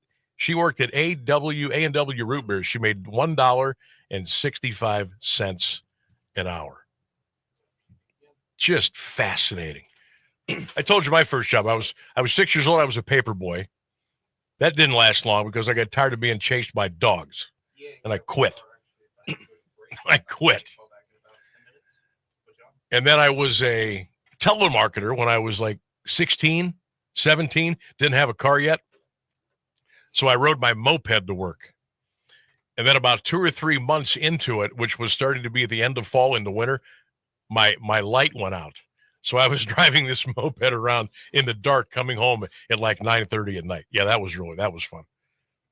And then after that, worked a bunch of goofy jobs. Did some, I worked at the old Buckeye Sports Supply out on Navarre Road for a little while. Did the pizza oven thing for about 3 years. Delivery boy, made the pizza, worked the counter. The one thing I didn't like, though, I think it was Wednesday, this big truck would come at like 7 in the morning, and they would drop off the flour. Oh, those bags were 70 pounds, and we had to go up on this truck and unload the flour and bring it into the back of the store. I'm telling you, even though I was spry and young and in shape, 6 or 7 trips off that truck with that flour, I was done. Then I had to come back and deliver pizza. The day was just getting started. Those were good times, though. Hey, news and weather's coming up. We got one more big hour to go. Hang out with us here on 1310 WDPN. Keeping Alliance entertained and informed for over a half a century. AM 1310 WDPN Alliance. ABC News, I'm Wayne Cabot. Confusion mounting over the tariffs. 2 court rulings in 2 days slammed the brakes on the Trump tariffs. And then this afternoon, there was a late appeals ruling that reinstates them. You might think the market would sell off on this news. Quite the contrary. It's really more like the status quo. Stocks did rally early today on enthusiasm from that initial court ruling, and then really pared back most of those gains, realizing this is not the end of the trade war, realizing an appeal could actually work in the president's favor. And it seems that at least temporarily, that seems to be the case. ABC's Alexis Christoforous. Israel says yes to a 60-day ceasefire, including a hostage prisoner exchange. Now it's up to Hamas to decide if this U.S. brokered plan is acceptable. A federal judge stops the Trump administration from barring Harvard from enrolling foreign students. This on commencement day in Cambridge. This is ABC News. All states are working. If you have a lot of shopping to do for summer, then you're actually in luck. Because at Macy's, the latest designer trends are here now. From swim and sandals to match sets and linen suits, all for 20% off. But get this, spend $100 and get 25% off. Spend $200 and get 30% off. 30%. So the bigger your summer, the better. Because the more you buy, the more you save. But hurry, it all ends Sunday at Macy's. Savings off already reduced prices. Exclusions apply. The Home Depot has fast, free delivery on the perfect gift to help Dad do more this Father's Day. Because Dad is more than just a dad. He's groundskeeper of the yard, the perfecter of the patio, and the cleaner of the clippings. Power Dad's doing with Ryobi cordless outdoor power tools from the Home Depot. Like the Ryobi 40-volt string trimmer kit for $159. For everything Dad is, find the perfect gift at the Home Depot. Subject to availability, see homedepot.com/delivery for more details. Now, the latest Alliance area news from Jeff Mears on AM 1310 WDPN. Good afternoon, it's 5:02. A man faces multiple charges after an incident that spanned portions of Plain Township and Canton. 43-year-old Michael Blackman of Plain Township allegedly fled from Stark County Sheriff's deputies and Canton police Wednesday night. During the pursuit, he reportedly attempted to break into garages on 25th and 29th Streets Northeast and threatened to shoot people at a drive-thru on Harrisburg Road. Police say Blackman hid at a wooded area and threatened to shoot officers and himself. He's accused of refusing orders to stop running and hitting a police dog with a large piece of wood. Blackman was arrested and booked at the county jail on charges including aggravated trespass, aggravated menacing, obstructing justice, and assaulting or harassing a police dog. He's scheduled for arraignment tomorrow in Canton Municipal Court. The community will have an opportunity to pay final respects to a boy who died of injuries sustained in an accident at the Memorial Day Parade in Greene. 13-year-old Matthew Schultz was riding in a trailer being pulled by a pickup truck. The North Canton Middle School student fell from the front of the trailer and was struck by the dual tires of the trailer. He was later pronounced dead at Akron Children's Hospital. Students will hold a vigil tomorrow at 8 p.m. at Whitwer Park. Calling hours for Schultz will be Monday from 4 to 8 p.m. at Rossi Funeral Home in Canton. A Mass of Christian burial will be Tuesday at 11 a.m. at Christ the Servant Parish in Canton. A Massillon man is headed to prison for raping a child. 37-year-old Joshua Steele was sentenced Tuesday by Stark County Common Pleas Judge Taryn Heath to 14 to 19 and a half years behind bars. He pleaded guilty to felony counts of rape and gross sexual imposition. The victim was 10 years old when the activity occurred January 13th. Massillon police filed charges last month, which led to a bill of information. After his release, Steele must register with authorities as a Tier 3 sex offender every 90 days for the rest of his life. A 3-year plan was presented Wednesday by the Akron Canton Airport. Points of the plan include retaining and attracting air service, strengthening financial health, ensuring a safe, sustainable, and secure airport, empowering the workforce, investing in the guest experience, and making proactive and strategic improvements. CAK has recently announced a number of new routes, mainly to Florida and the Southeast. Breeze Airways announced in February it would build an operations base at the airport, which will open this summer. President and CEO Ren Camacho says the plan is a forward-looking approach to growth, service, and community impact. There will soon be a vacancy for one of the top jobs in the Alliance School District. Stephanie Guerin announced her resignation as principal of Alliance Intermediate. She will leave in mid-June to accept an administrative position outside of the district. The search for Guerin's replacement will begin immediately. Guerin has overseen Alliance Intermediate since 2017. She previously served 4 years as principal of the former Parkway Elementary. The lawsuit resulting from a deadly house explosion in Ellsworth Township is generating a response from a company named in the suit. The suit was filed in Mahoning County Common Pleas Court against Window World and its franchisee, Window World Penn, Ohio, by the estates of the 4 victims of the blast. Jeffrey and Joanne Kosanier and Adam and Julie Lubick were killed in the explosion at a home on Huxley Road in October 2024. In its filing, Window World Penn, Ohio, claims negligence of other individuals and or companies caused and or contributed to cause the alleged damages and injuries. It also says the cause of the damages is undetermined. The suit seeks damages of over $25,000 for each of the wrongful death and survival claims. A report from the state fire marshal said a propane leak appears to be the cause. It added that workers were at the home the day before the explosion.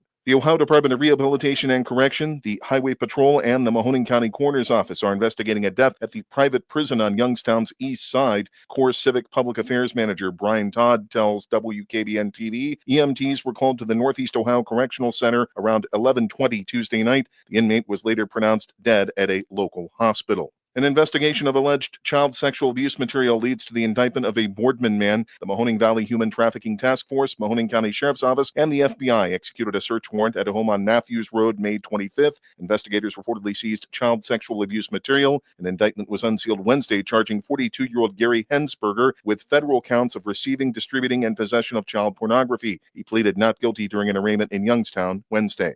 Camel fire officials say one person was taken to a hospital for evaluation following a house fire. Firefighters were called to the 400 block of Neoka Drive around 6 a.m. today. The blaze was contained to one room. The person taken to the hospital was trying to put out the flames before crews arrived. Their condition was not available. The house is not habitable until repairs can be made. The cause is under investigation. A Girard man being held on 2 counts of rape will have his case heard by a grand jury. 39-year-old Shane Janetta was charged in connection with an incident from 2017. He is a youth softball coach in Girard. It wasn't revealed why the charges were not filed for the previous 8 years. One of the 2 counts against Janetta is for a person under age 13, while the second is for alleged force or threat of force. Warren police are investigating after a man was found dead on a bike trail. Children riding their bicycles across the bridge along the trail off Woodland Street Northeast discovered the body around 12:45 Tuesday afternoon. They told officers the man appeared to be injured. He was later identified as 36-year-old Christopher Darby of Warren. The Trumbull County Coroner's Office is awaiting toxicology results. Investigators say there are no immediate signs of foul play. The Ohio Supreme Court's Board of Professional Conduct is considering 2 complaints against former Struthers Municipal Court Judge Dominic Leone. The disciplinary hearing was scheduled to begin today and could last into next month. A visiting judge granted a protection order against Leone to Struthers Mayor Catherine Miller last May. She said Leone harassed voters and made accusations against her at polling places. Leone is also accused of violating a domestic violence protection order involving a relative last May. He resigned in September 2023. An Ohio lawmaker says his investigation into the state's Medicaid program found over $6 billion in possible wasteful spending. State Representative Mike Dovila of Berea launched a probe into Ohio's Medicaid system last month. LexisNexis, which verifies Medicaid eligibility in Ohio recipients, analyzed 371,000 beneficiaries in the aged, blind, and disabled category, which accounts for 56% of that category's enrollees. Ohio Medicaid enrollees jumped to over 3.5 million in 2023, with an estimated cost of $31.8 billion. LexisNexis said taxpayers would save $2.5 billion, including $773 million from the state budget, if ineligible beneficiaries were removed from Medicaid rolls. The state rep told Ohio Press Network ODM Assistant Deputy Legislative Director Eric Vineyard replied, "We have no idea," when he was asked if the more than 300,000 Ohio residents who fell off the rolls in 2023 were ruled ineligible due to a job, family support, death, or other reasons. Taking a look at Wall Street, the Dow Jones Industrial Average closed today at 42,215, up 117 points. The Nasdaq Composite ended the day 75 points higher at 19,175, and the S&P 500 closed at 5,912, up 24 points. We have the following funeral announcements. A memorial service for Rhoda J. Campbell will be held Saturday at 11 at First Presbyterian Church in Alliance. Arrangements by Cassidy Turkle Christian. The service for 68-year-old Glenda S. Miller will be held Sunday at 2 at Cassidy Turkle Christian. And the service for 76-year-old Linda Potts will be held June 14th at 10 a.m. at St. Joseph Catholic Church. Arrangements by Cassidy Turkle Christian. It's 72 degrees in Alliance at 5:09. This is the local edition of WDPN News. I'm Jeff Mears. Here's the latest forecast on AM 1310 WDPN. Q92. Mostly cloudy skies with a shower in certain places this afternoon. Going to be a high around 71 for your Tuesday. Tonight, periods of rain, breezy this evening with a low going down to 52 degrees. That's a look at your forecast right here on today's Hit Music.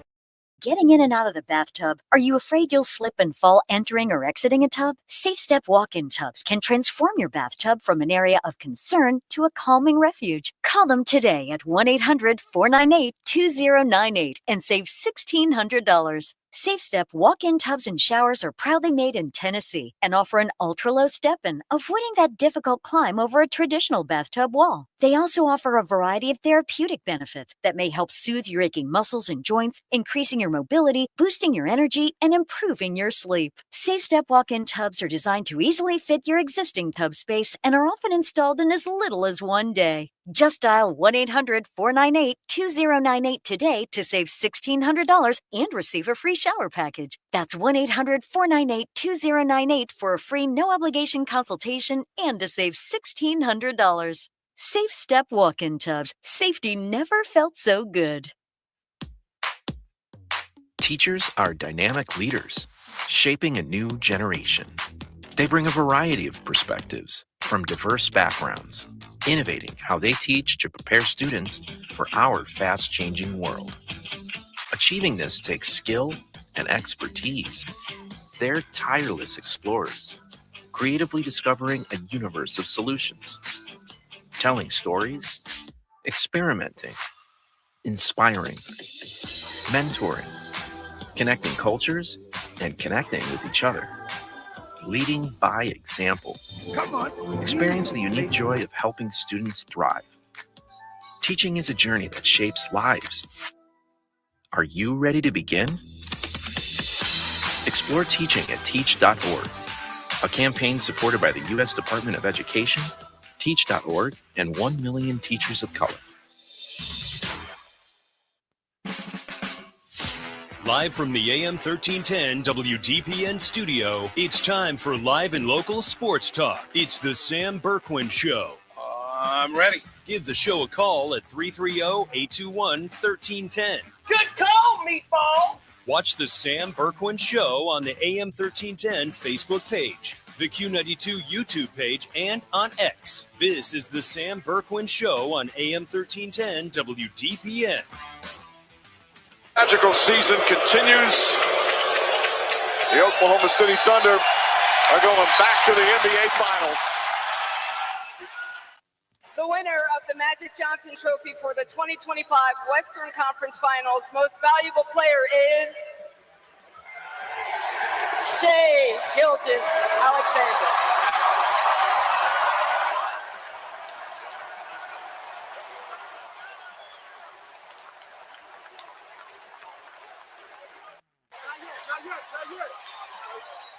A couple years I got here, there's some really dark times in this arena, not fun times, and these fans have been by our side through thick and thin, so we appreciate them first and foremost.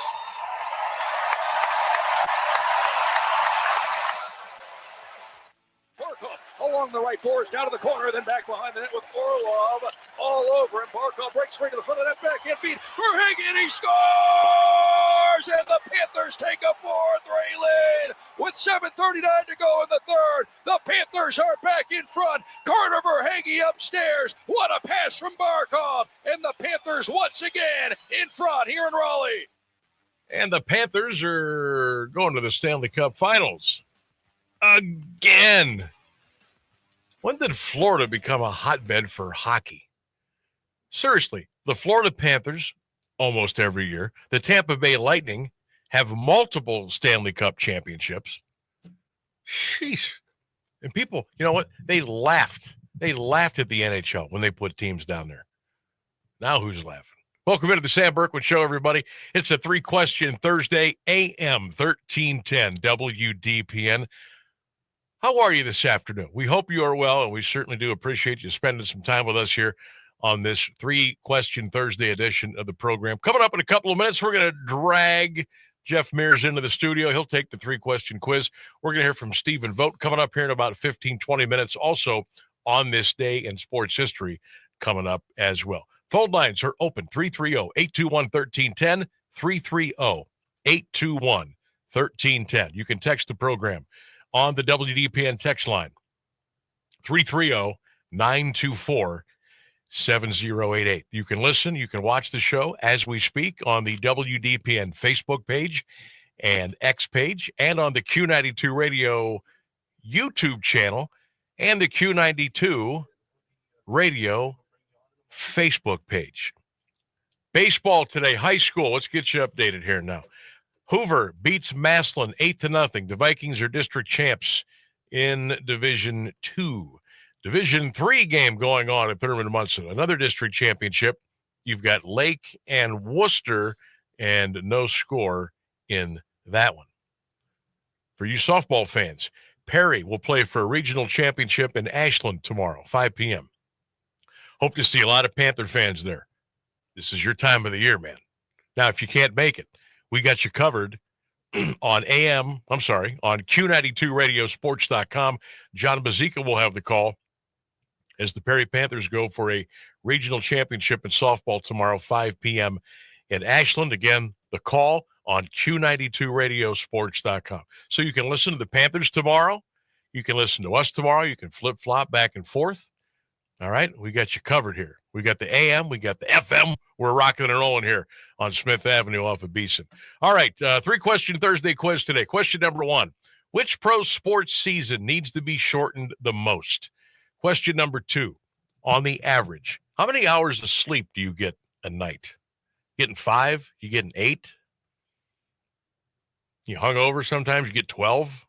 How much sleep are you getting? Question number 3. This is my favorite. What was your first ever job and how much money did you make? What was your first job and how much did you get paid? 330-821-1310. Guardians off today. Angels come to town over the weekend. We've got NBA hoops tonight. The Knicks and the Pacers in Indiana win, and the Pacers are going to the NBA Finals against the Thunder. A New York Knicks win tonight, and we'll have a Game 6 in Indianapolis coming up here in just a couple of nights. And I think the Thunder and the Pacers are going to be playing for the title, but I'm not ready for this series to come to an end yet because I don't want this to be the last night for TNT. This is it. If the Pacers win tonight, they take the Eastern Conference, the NBA on TNT is no more. No more Inside the NBA. No more Chuck, Kenny, Shaq, and Ernie. No more Kevin Harlan. No more Spiro Ditas. No more Brian Anderson. That's it. I'm not ready for that yet. So NBA, I'm asking you to perhaps fix this game tonight. Oh, wait a minute. You can do that on your own. But let's just keep it going. I don't want to say goodbye to TNT yet. My DVR is rolling tonight, though, just in case. It just makes me sad. It really does. I know. Get over it. All right, Jeff Mears. We have drug him in off the mean streets of Alliance into Studio A. But first of all, we're going to hit the phones. I forgot we had a phone caller. Let's go to the phones on the hotline. 1310 WDPN. You're on the Sam Bourquin Show. Happy Thursday. Who we got here? Greg Donahoe from Alliance, Ohio. How you doing, Greg? Couldn't be any better. I woke up and breathing. Okay. Hey, that's half the battle, brother. Half the battle. You're right. And we need to shorten the baseball season up. Okay. And number 2 was, I hate to say this, I get about 9 to 10 hours. Oh, man, I'm jealous. Tired. All I do now is I'm an usher for basketball and football Alliance games. Where you do your ushering at? At the basketball game and football. On the visitor side, I always take care of the visitors. At where? I lost you went out for a minute. Where are you doing this at? The visitors side at Alliance High School basketball. Oh, okay. Awesome. I'm sure I've seen you before. I'm sure I've seen you too. Well, hey, next time we're there doing a game, come on over and say hello. I most certainly will. And your last question is, I have everybody beat. Okay. Right out of high school, I went to Celery Swamps in Hartville for 30 cents an hour. You were making 30 cents an hour. Wow. Early morning, 7 o'clock, with your hands dug underneath that cool black dirt, pulling the weeds away from the celery and the carrots. Oh. And in the afternoon, when that black soil got hot, you put your hands back in it to keep cool. Oh my gosh. Hey, if I could get off of my stool, I would get up and give you a standing ovation. That's hard work, man. Yeah, there's about 5 of us that went out there right up to high school, and one of the mothers would drive us out, drop us off, and took us up. Wow. That is a great story. Hey, thanks for calling. And next time we're in the same football stadium or basketball gymnasium, come on over and introduce yourself, okay? I most certainly will. Take care. All right, appreciate the call. Yeah, go ahead. I was Paul and Ori's last night. Oh my gosh. You know, I meant to talk about that at 3:00 today, and I forgot. Then I meant to talk about it at 4:00, and I forgot. And I was going to talk about it at 5:00, and I forgot. But I'm glad you brought it up. It was outstanding. I got rigatoni meatballs. I got a salad with their homemade French dressing, and I had three incredible pieces of bread, and I slathered butter all over it. It was fantastic. That's the only way to do it there. Oh, man, it was so good. It was so good. Hey, thanks for the call. All right, take care. Have a great rest of the day. Yeah, I hit Paul and Ori's up last night. Whoo, it was good.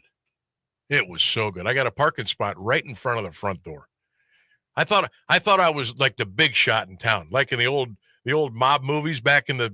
I got out of the car, I looked around, walked in, got my seat in the booth. It was a good time. Had a good time. I had to eat a little faster than I wanted because I wanted to get home in time, and because my son and wife were out, and I wanted to get home and get my bag and go to the Y. Because, after I probably put away a good 1,500 calories at Paul and Ori's, I had to go swim. And of course, I forgot when I got to the Y that the pool was closed. So I had to, do the treadmill and that. So, but yeah, Paul and Ori's was fantastic last night. And thank you for the hospitality. All right. We got time for Jeffrey. Do we want to take a break? You can do it. Do you want to take Jeff? Yeah. Okay, Mr. Mears. Hop on over there. Welcome into Studio A. It's been a while since we've seen you. How's everything going in your world? Pretty good. My apologies for skipping out on you early yesterday. We were having some issues of personnel in the newsroom yesterday, so I had to come in early. So I was leaving a little, come in early and leave early. So sorry you guys didn't get the memo. That's all right. I was out on assignment. You have paid your penance, so you're all good. Okay, here we go. Question number 1. Boy, the phones are blowing up right now. That's good, though. Not literally. I mean, they're ringing. Question number 1, Jeffrey. Which pro sports season needs to be shortened the most? I'm gonna go with the NBA for sure. Yeah. Okay. NBA? Yeah, as long as I've been paying attention to it, I think it just goes on too long. Yeah. I mean, and I don't mind basketball. It's not my favorite, but it's but yeah, I'll have to admit, baseball's bringing up the rear there. They're in their rear view mirror. Yeah. The wild card thing, I don't know. I mean, it's baseball to me in a perfect world, you could go to 150 games. NBA, you could cut back to about 70. I think everybody would be cool. But the ketchup's out of the bottle. The owners are not going to give up that revenue. Oh no. The TV networks are not going to give up that revenue. Never. So we're stuck where we're at. All right, here we go. I'm always interested to hear this number with people that work in the radio business. How many hours of sleep does Jeff Mears get a night? It varies. I would like to say I get 8 hours every night, but I would be lying. I would say it's something probably closer to somewhere between 6 and 7. 6 and 7? Yeah. That's pretty good. That's pretty good. Some nights not that. It just depends on what the schedule like. Because when I work mornings, I used to not mind mornings, but man, that was a long time ago. Yeah, I've done mornings, and there will be a cold day down below Mother Earth before I ever do that again. Never. Question number. I don't know. You talked about not liking mornings. Now, I understand you got an early phone call yesterday. Yeah. To come. Am I allowed to say what happened? I don't think there are any classified secrets involved. I don't think so. Yeah. So our morning news hawk, Clint Marshall, was driving into work yesterday, and Bambi got in the way. He hit a deer. Or when you're talking to the authorities, the deer hit you. Remember that for insurance purposes. The deer hit me. So Jeff had to come in a little bit early and take over, but Clint's okay. Yeah. The car, not so much. The car's not. And services will be in a couple of days for the vehicle. All right. Question number 3, Jeff Mears. I'm also anxious to hear this one. What was your first job ever, and what did you get paid? First job I had, I delivered a weekly newspaper. Okay. A friend of mine in school, his dad was running it, the Austin Times. The Austin Times. Yeah. And no relation to the program, the Austin City Limits on PBS. Not so much. All right. But I got picked up, and it was basically deliver as many papers as you want. And it was, I don't remember how much I received per paper, but I remember each week I would get a little check from them for like $3.60 because I was only delivering the papers basically on about a third of the allotment where I lived. So I did probably like 100 and something papers, something like that. Yeah. So there was that. And I did that for maybe like one summer, something like that, maybe 6 months. And then I worked at Hardee's for about 3.5 weeks. Really? Oh, wow. And I got bounced. You got bounced. Hardee's told you to kick rocks. What happened? Were you stealing food? No. Did you not mop what happened? It was not a good fit for me. Did you work the counter or? No, I worked in the back. Oh, so you were, did you have to I was working the fryer? grill. I was working the grill and all that stuff. Yeah. Not a good place for me. No. No. So Hardee's. So after that, I worked for a while. I did this for about a year and a half when I was just starting, just before and just after I started. About the first year and a half, I was at Youngstown State. I bussed tables and did dishes at Bob Evans in Boardman. Oh, and that was for I believe I started off at $4.25, and I think it went up to like $4.50, maybe $4.75 while I was still there. Yeah. wow. So there you go. Now, you said you worked in Youngstown. I thought maybe you were busting tables at Rocco Luciano's or something. Yeah. Huh. That's Hardee's. Yes. You know, there used to be a Hardee's on West Tusk and Broad years ago. First, it was a Burger Chef. Oh, it seems like they all were. Yeah, and then the one I went to worked a at Hardee's. was a Burger Chef before I worked there. And I don't even know, are there Hardee's even still around anymore? They Aren't are they like Carl Jr. or something?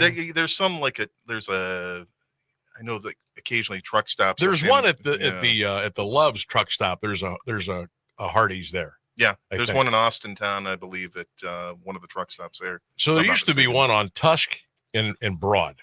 And back in the day, when my friends and I would go out and get after it, as they say, we always ended up at Hardee's at about 2:30 in the morning. And I don't need to tell you why we were there and how much we were eating. I mean, it was just, thank God there weren't video cameras there. I remember some of our foolish behavior at Hardee's after we would order our food and wait for it. I mean, we were pigs. We were the worst. They should have thrown us out. They never did. But yeah, that's about the last time I ate there. What was the big sandwich when you were working there? Like they always had like 2 or 3 of these like over the top, signature sandwiches that they would come up with. I'm trying to remember. Like a double brontosaurus burger. Yeah, they had some big burger, and I don't remember the name of it. They had a hot ham and cheese that was pretty good. Yeah, we used to get those all the time. And they had kind of their equivalent of the roast beef, like Arby's. Yeah, they had something like that. Now, weren't they the first to do like the curly fries back then? Yeah, you may be right about that. Yeah, it's kind of become standard. For a few places, Arby's has had them forever now. But yeah, I think you might be right there. This is such a hoot to me. Jeff Mears working the grill at Hardee's and Clint Marshall scooping ice cream at Baskin-Robbins. I can't get over this. This is unbelievable. That's news to me. It is. That is wild. Jeffrey, thanks for popping in. We appreciate it. Sure. News and the weather coming up on the other side. On this day in sports history, we'll get to your phone calls at 330-821-1310. More of the Sam Bourquin Show. Stay with us.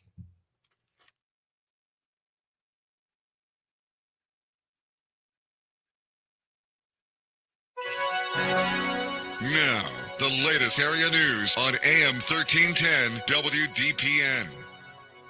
Good afternoon. It's 5:30. A federal appeals court is allowing President Trump to continue collecting tariffs under an emergency powers law for now, as his administration appeals an order striking down the bulk of his signature set of economic policies. The Court of Appeals for the Federal Circuit granted an emergency motion today from the Trump administration, arguing that a halt is critical for the country's national security. The appeals court temporarily halted the order from a federal trade court issued the previous day. Trump is facing several lawsuits arguing Trump's Liberation Day tariffs exceeded his authority and left the country's trade policy dependent on his whims. Federal judge issuing a preliminary injunction that prohibits the Trump administration from revoking Harvard's ability to enroll international students. Professor Nancy Gibbs with the Harvard Kennedy School says this fight will have an impact on higher education as a whole. In a way, this is about all of higher education all over the country. This is about students all over the country. This is about research and progress all over the country and all over the world. This is in no way is this just about Harvard. We just happen to be the face of it, but this is about everyone. Harvard sued the Department of Homeland Security after Secretary Kristi Noem revoked its ability to host foreign students at its campus in Cambridge, Massachusetts. Today, the Trump administration announced a new effort to revoke Harvard's certification to enroll foreign students. The White House says Israel has accepted a new U.S. proposal for a temporary ceasefire. White House Press Secretary Caroline Leavitt today confirmed Special Envoy Steve Witkoff and President Trump submitted a ceasefire proposal that Israel has backed and supported. But Leavitt, speaking to reporters in Washington, said talks are continuing and Hamas has not yet accepted terms of the proposal. The reward has gone higher for information leading to the arrest of 2 inmates who are still at large after escaping from a New Orleans prison. Authorities wouldn't specify where they believe the inmates are, but say they are confident they are closing in on them. Jonathan Tapp is the special agent in charge of the New Orleans field office of the FBI. What we need from you, the public, is to continue to give us leads. If you think you've seen either of these men or have any information, call 911, call Crime Stoppers, call 1-800-CALL-FBI. You can submit a tip. It's 71 degrees in Alliance at 5:32. This is WDPN News. I'm Jeff Mears. Here's the Alliance Area Weather Forecast on AM 1310 WDPN. Partly sunny skies. Q92. Mostly cloudy skies with a shower in certain places this afternoon. Going to be a high around 71 for your Tuesday. Tonight, periods of rain, breezy this evening with a low going down to 52 degrees. That's a look at your forecast right here on today's hit music. Teachers are dynamic leaders, shaping a new generation. They bring a variety of perspectives from diverse backgrounds, innovating how they teach to prepare students for our fast-changing world. Achieving this takes skill and expertise. They're tireless explorers, creatively discovering a universe of solutions, telling stories, experimenting, inspiring, mentoring, connecting cultures, and connecting with each other. Leading by example. Experience the unique joy of helping students thrive. Teaching is a journey that shapes lives. Are you ready to begin? Explore teaching at teach.org, a campaign supported by the U.S. Department of Education, teach.org, and 1 million teachers of color. Imagine home. The smell of coffee, the sound of a lawnmower, the sun's warmth on your face. Free to be yourself, surrounded by love that helps you grow. This is a place to call home. That's an American dream we all deserve. But in 50% of U.S. states, you could legally be denied housing if you are LGBTQ+. Get the facts and hear real stories at lovehasnolabels.com. Brought to you by Love Has No Labels and the Ad Council. Hey drivers, it's Ryan Blaney, your 2023 NASCAR Cup Series champion and driver of the number 12 Discount Tire Ford Mustang. Do you know one of the most important things that helps keep my car going on the track? Tire pressure. Keeping your tires properly inflated is crucial for safe stopping power and better gas mileage. Check your tire pressure at least once a month or stop by a local tire retailer for an air check. A message from the U.S. Tire Manufacturers Association. This is the Sam Bourquin Show on AM 1310 WDPN. And we are back 5:35 on your Thursday afternoon, 1310 WDPN. It is the Sam Bourquin Show. 330-821-1310, the phone number. The text line is 330-924-7088. Okay, baseball updates. They're coming in hot and heavy. Hoover beat Massillon today, 8-0. Vikings District Champions Division II. Division III District Championship, Lake Worcester, no score early at Thurman Munson Stadium. And Division II District Championship, Perry and Walsh Jesuit, they are going to looks like the bottom of the third inning, and Perry and Walsh are scoreless. Walsh actually had the bases loaded, and the Panthers got out of it. So third inning, Perry and Walsh baseball, no score. In that one, we should have a couple of more updates before we leave you. Coming up here at 6 o'clock. And don't forget Perry softball tomorrow. If you can't make the Panthers game in Ashland tomorrow afternoon, we'll have it for you live on Q92radiosports.com tomorrow at 5 o'clock. John Bazika will have the call. Before we get to On This Day in History, let's hit the phones, 330-821-1310. Good afternoon. You're on the Sam Bourquin Show. Good afternoon. Hello. Hello, who's this? This is Diana Richardson from Minerva. Hi, Diana. How are you? I'm good. Good. And we have a Hardee's in Minerva, by the way. Oh, do you really? Anyway. Okay. Yes, we do. Outstanding. So I wanted to answer your 3 questions. Okay, Diana from Minerva. Here we go. Which pro sports season needs to be shortened the most? NBA basketball. NBA. Okay. A lot of people saying NBA today. All right. Question number 2. On the average, how many hours of sleep do you get a night? About 7 hours. Okay. That's good too. All right. Now here's the fun one. Your first job and how much money did you make? My first job was when I was about 11 or 12 years old, and I did an egg route with my aunt and uncle. We delivered every Saturday morning, and I got 1 penny for every dozen of eggs. So most days I took home 80 cents. Wow. 1 penny for every dozen eggs. Yes. Oh my gosh. I hope that is truly a penny saved is a penny earned. That's right. That is right. And I would get a popsicle every once in a while too. Oh, I bet on those hot days you deserved a popsicle. No doubt. Yes. I did ask for a raise after about a year. I asked for a penny an egg. And now you're talking. I laughed and said, "Oh no, that's too much of a raise." That's too much. So I got a penny and a half. Wow. You should have got a hold of me. I could have been your agent. I'd have got you a nickel and egg. You got all the popsicles you wanted back then. Diana, thank you so much for calling. I appreciate it. Thank you. You're welcome. Bye-bye. Have a great day. Be careful out there on the road as well. You too. Thank you. All right, here we go, Rainsburg. It's that time. Let's fire it up on this day in sports history.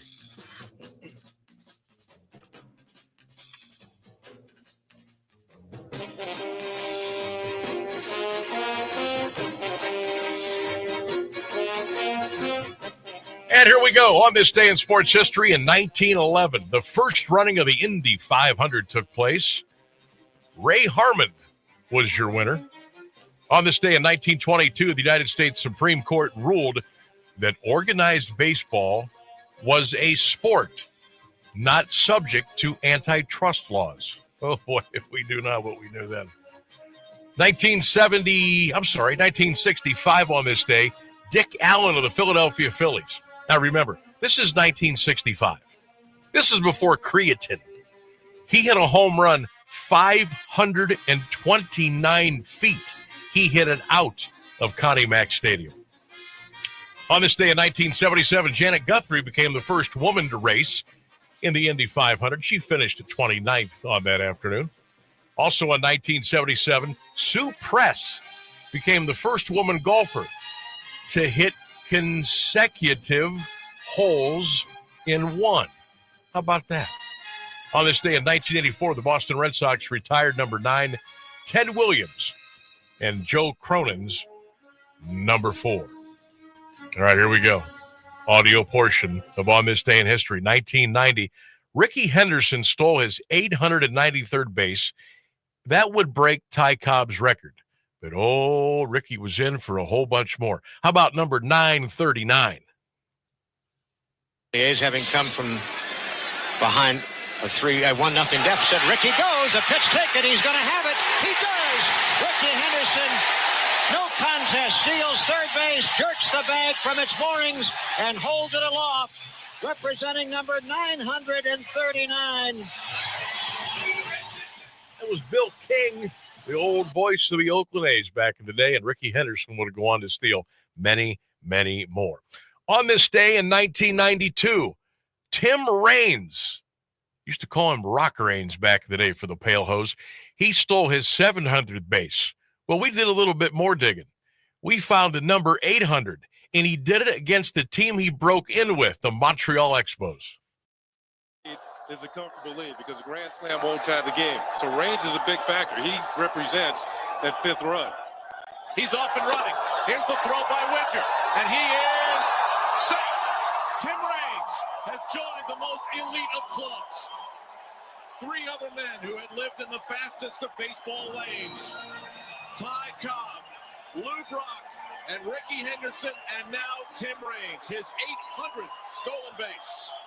He was special, Tim Raines. Also on this day in 1977, A.J. Foyt won the Indianapolis 100, Indianapolis 500. Not the first time, not the second time, not the third time, but the fourth time. Never achieved this before. Stand by for the checkered flag. The black and white checkered flag, and in the pits, the red and white checkered shirts of the Gilmore Hoyt team. It's all over. A.J. has done it. He has won his fourth Indianapolis 500. He's already proved A.J. Foyt, he was a stud. Picked up another win at the Indy 500. And finally, on this day in 2001, remember this? The U.S. Supreme Court ruled that disabled golfer Casey Martin could use a cart to ride in the tournaments. That is the Thursday edition of On This Day in Sports History here on the Sam Bourquin Show, 1310 WDPN. All right. My good friend Rocky chimes in. He says, hey, don't forget there's a Hardee's at the Strasburg exit on 77 South. Rocky, you're right. I completely forgot about that. Hardee's are popping up everywhere. Update, Walsh, Jesuit, and Perry still no score between those two baseball teams. And again, if you missed it earlier, Hoover District Champs in Division II beat Massillon 8-0. And Lake and Worcester looks like they're still scoreless for a Division III district championship down at Thurman Munson Stadium in Canton. All right. Hey, no guards today. We get to take a little breath, take a little breather. Bullpen can rest up a little bit. Guys can cure those bumps and bruises. No baseball today, but big win yesterday for Cleveland. That was good. They needed that. They won at 7-4, obviously. They're off today. The Angels will come to town Friday, Saturday, and Sunday, and then the Guards will pack their bags, and they will head back out onto the road. Top of the fourth now. Walsh, Jesuit, and Perry still no score. Come on, Panthers. Come on, Panthers. I know you can hang on there. Our 3-question Thursday quiz today. Question number 1, which pro sports season needs shortened the most? Question number 2, on an average, how many hours of sleep do you get a night? Question number 3, what was your very first job, and how much did it pay you?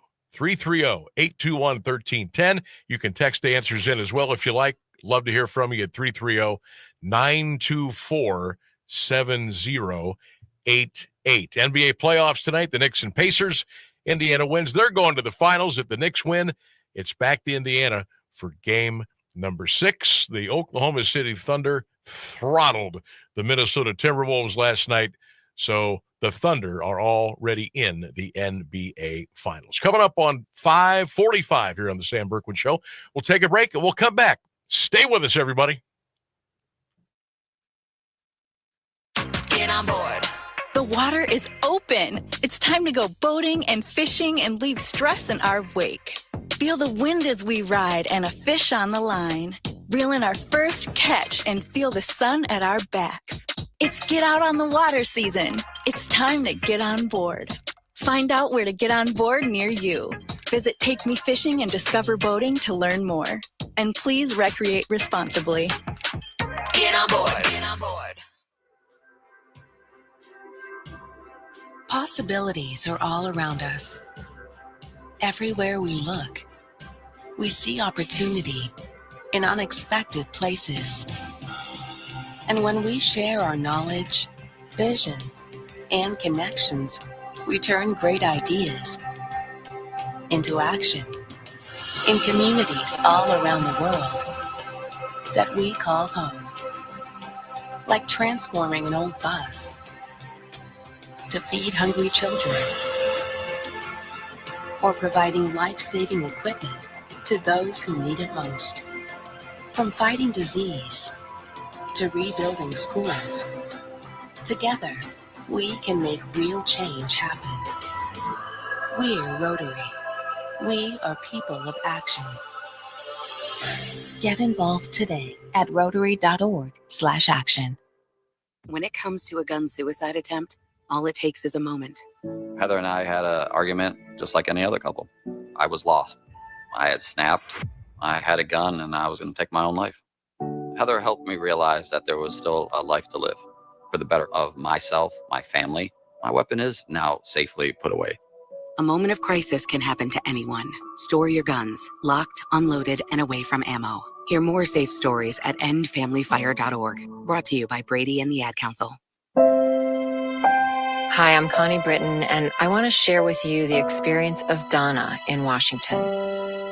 She writes, I got injured about 5 years ago.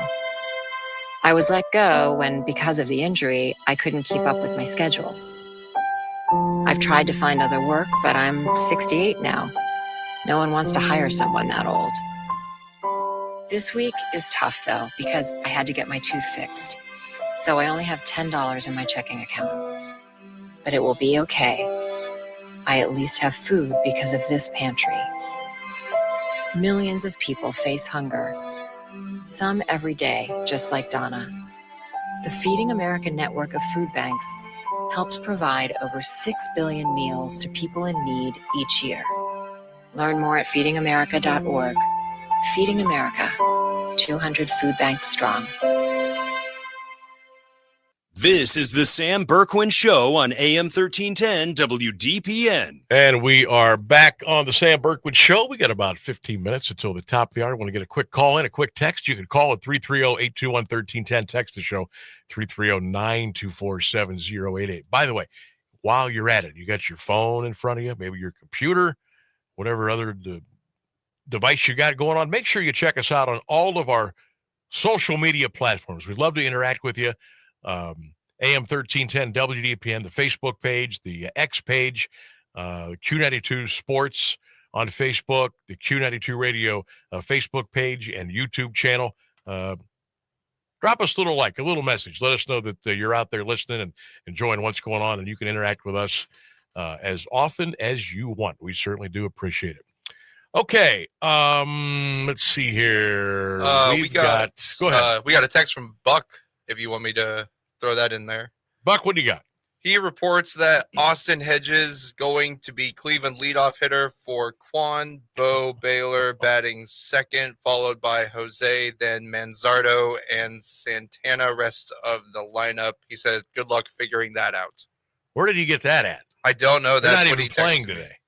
me. Buck, hell's going on over there? They're not even playing today. Okay, a couple little interesting pieces of information I wanted to pass along to you here today. Did you see Ticketmaster? Yeah, is trying to ensure that actual, like real human beings, fans, can buy seats to NFL games in London for the 25 season. The ticket broker decided to temporarily pause all sales for those games shortly after they went on sale to ensure genuine fans are able to purchase the tickets. Ticketmaster says, we know how frustrating it is. There was apparently massive interest in the games in London. I don't even know if I believe this, but I guess I do. Reportedly being placed in queues of as large as 250,000 people. It appears some in the queue may have consisted of resale vendors and bots trying to buy up the seats. The NFL will play 7 international games coming up here in 2025. TJ Watt still staying away from Pittsburgh Steelers camp this week while he waits for a new deal. Watt is currently set to enter the final year of his 4-year, $112 million extension with the Steelers this fall.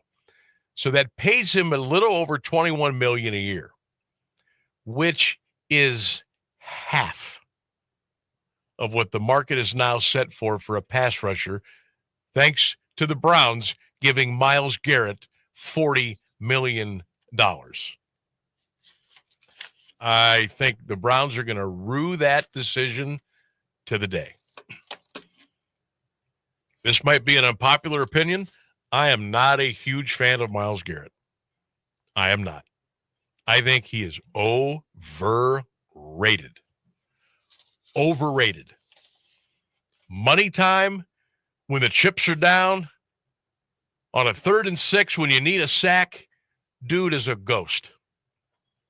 He's a ghost. And if you don't agree with me, that's fine. We don't have to agree on everything. I think Myles Garrett's overrated. Plain and simple. Real interesting story here about Ohio State and Texas. You know, they're going to open up the college football season down in Columbus. Week 1.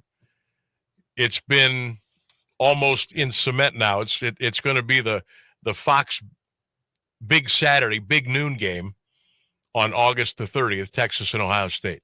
Well, apparently, Ohio State reached out to Fox and said, what do you think about, let's play this game on Sunday, August the 31st at night in a standalone game.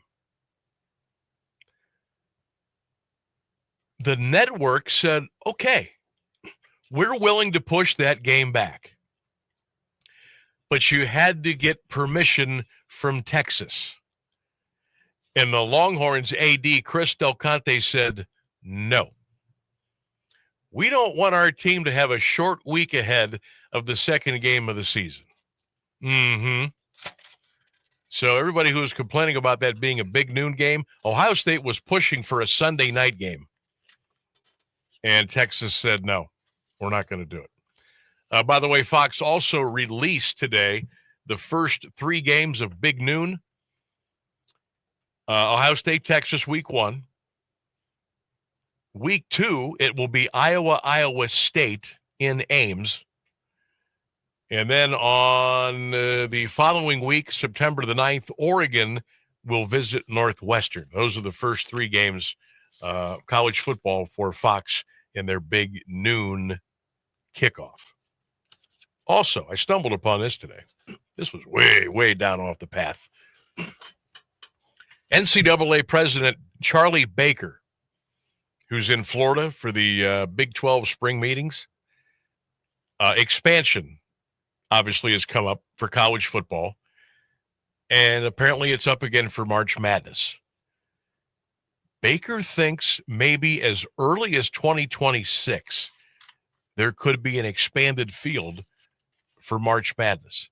He says, we're talking about maybe 72 to 76 teams, and we think we can do it by next year. Right now, there's 68 teams in the tournament. They want to go to 72 or 76, and it's starting to get a little run. So we'll keep our eyes on that. We'll see. Let's see. It's been 14 years since the tournament expanded. It's been 14 years since they went from 64 to 68 with the implementation of the first 4 games in Dayton. I cannot believe it's been 14 years. That is amazing. That is absolutely amazing. All right, we're going to step out. 5 minutes till the top of the hour. We'll come back and put a bow on it. It's the Sam Bourquin Show on 1310 WDPN. Oh, yeah, we stream live all over at AM1310WDPN.com. Standing at the edge of a rocky shore, you breathe in the cool, salty air, watching the sun disappear on the horizon. Across the globe, someone begins their day along a sandy beach, listening to the rhythm of the crashing waves. You each envision a world beneath the water, vibrant life in every imaginable form. Now, imagine it's all gone. What was once a place of wonder and beauty is now a dull, lifeless wasteland. Food, jobs, medicine, all gifts from the ocean, all gone. Time is running out to protect our oceans, and without our love, everything the oceans provide can and will disappear. It's our choice. Love it or lose it. Help protect our oceans. Visit World Wildlife Fund at wwf.org/love. In classrooms across the country, chronic absenteeism is on the rise. Sophia A., grade 4, absent. Julio M., grade 6, absent. Aisha S., grade 12, absent. These absences are often due to the absence of crucial needs, like transportation, healthcare, a working computer, mental health support. The list goes on. Olivia H., absent. Preston L., absent. Chloe B., absent. The reasons why they're absent are very real. And yet the solution is someone present to help them along their path. When site coordinators from communities and schools are on hand, they connect kids to the resources they need. And when they do, 99% of students are present and remain in school throughout the year. Jacob O., grade 10, present. Communities in Schools works directly with students, helping them overcome obstacles to succeed in school and in life. Learn more at communitiesinsschools.org. Being present matters. We're with Bridget, whose husband won't be home for months, and whose daughter is due any day. We're with Mike, who's leaving home to protect his family and yours. We're with all service members and their families who need community, connection, and maybe a bit of magic. Are you with them? Learn more at uso.org today. This is the Sam Bourquin Show on AM 1310 WDPN. All right, we're in the final couple of minutes here. Thanks for joining us today, everybody. We certainly enjoyed all of our engagement and interaction today, and we look forward to doing it again tomorrow. Hey, I wanted to give you the quick memorial update. The memorial tournament down at Muirfield in Columbus, that's Jack Nicklaus's tournament on the PGA Tour. Griffin is 7 under today. Colin Morikawa, 5 under for the day. Max Homa is 4 under for the day. Steve Lowry, 3 under for the day. Scotty Scheffler, -2 for the day. Keegan Bradley, -2. Those golfers are tied for 5th. Just wanted to give you a quick update, and we'll give you some more scores tomorrow. It'll be round 2 down in Dublin. 3-question Thursday quiz. I'm just going to give you some of the answers for our third question. Your first ever job, and how much were you paid? What were you paid? Timmy Lonis, his first job was at Crossroads in Magnolia. He was the evening janitor. He started at $1.30 an hour. He got up to $1.60. Hope you are well, Timmy. Thanks for listening and following along. Brian Kunkel, he was a dishwasher at Harmon's Pub for $4.25 an hour. Kim, hope all was well deep in the heart of Texas. Her first job, Camelot Music Warehouse on an hourly rate. Joe Miller, janitor work, he did $3.35 an hour. Kelly, Burger King at $3.35 an hour. Tommy Michaelides, York Steakhouse at the mall. He says he made more money finding the coins people dropped under the booths and tables than his actual pay. Chris says he worked at Rax. Oh, my God. Forgot about Rax. He made $4.25 an hour there. Pam Diffenbauer, she says her first job was the Canal Fulton Dinner Playhouse. She made $2 an hour. Donald DeGasperis. Don, hope you're well. He bagged and carried out groceries at Buckeye Village IGA for $7.50 an hour back in 1994. Man, I've got so many more here, but I just don't have time to read them all. Thank you all so much for participating today. Uncle Phil is warming up in the background. Thanks to my producer, Ryan Rainsberg. Thanks to all of you for following along today, commenting, texting, calling. We sure do appreciate it, and we really thank you for listening as well. Have a great night, everybody. We'll see you again tomorrow. Remember, go Guards, go Cavs, go Browns, go Buckeyes. Good night.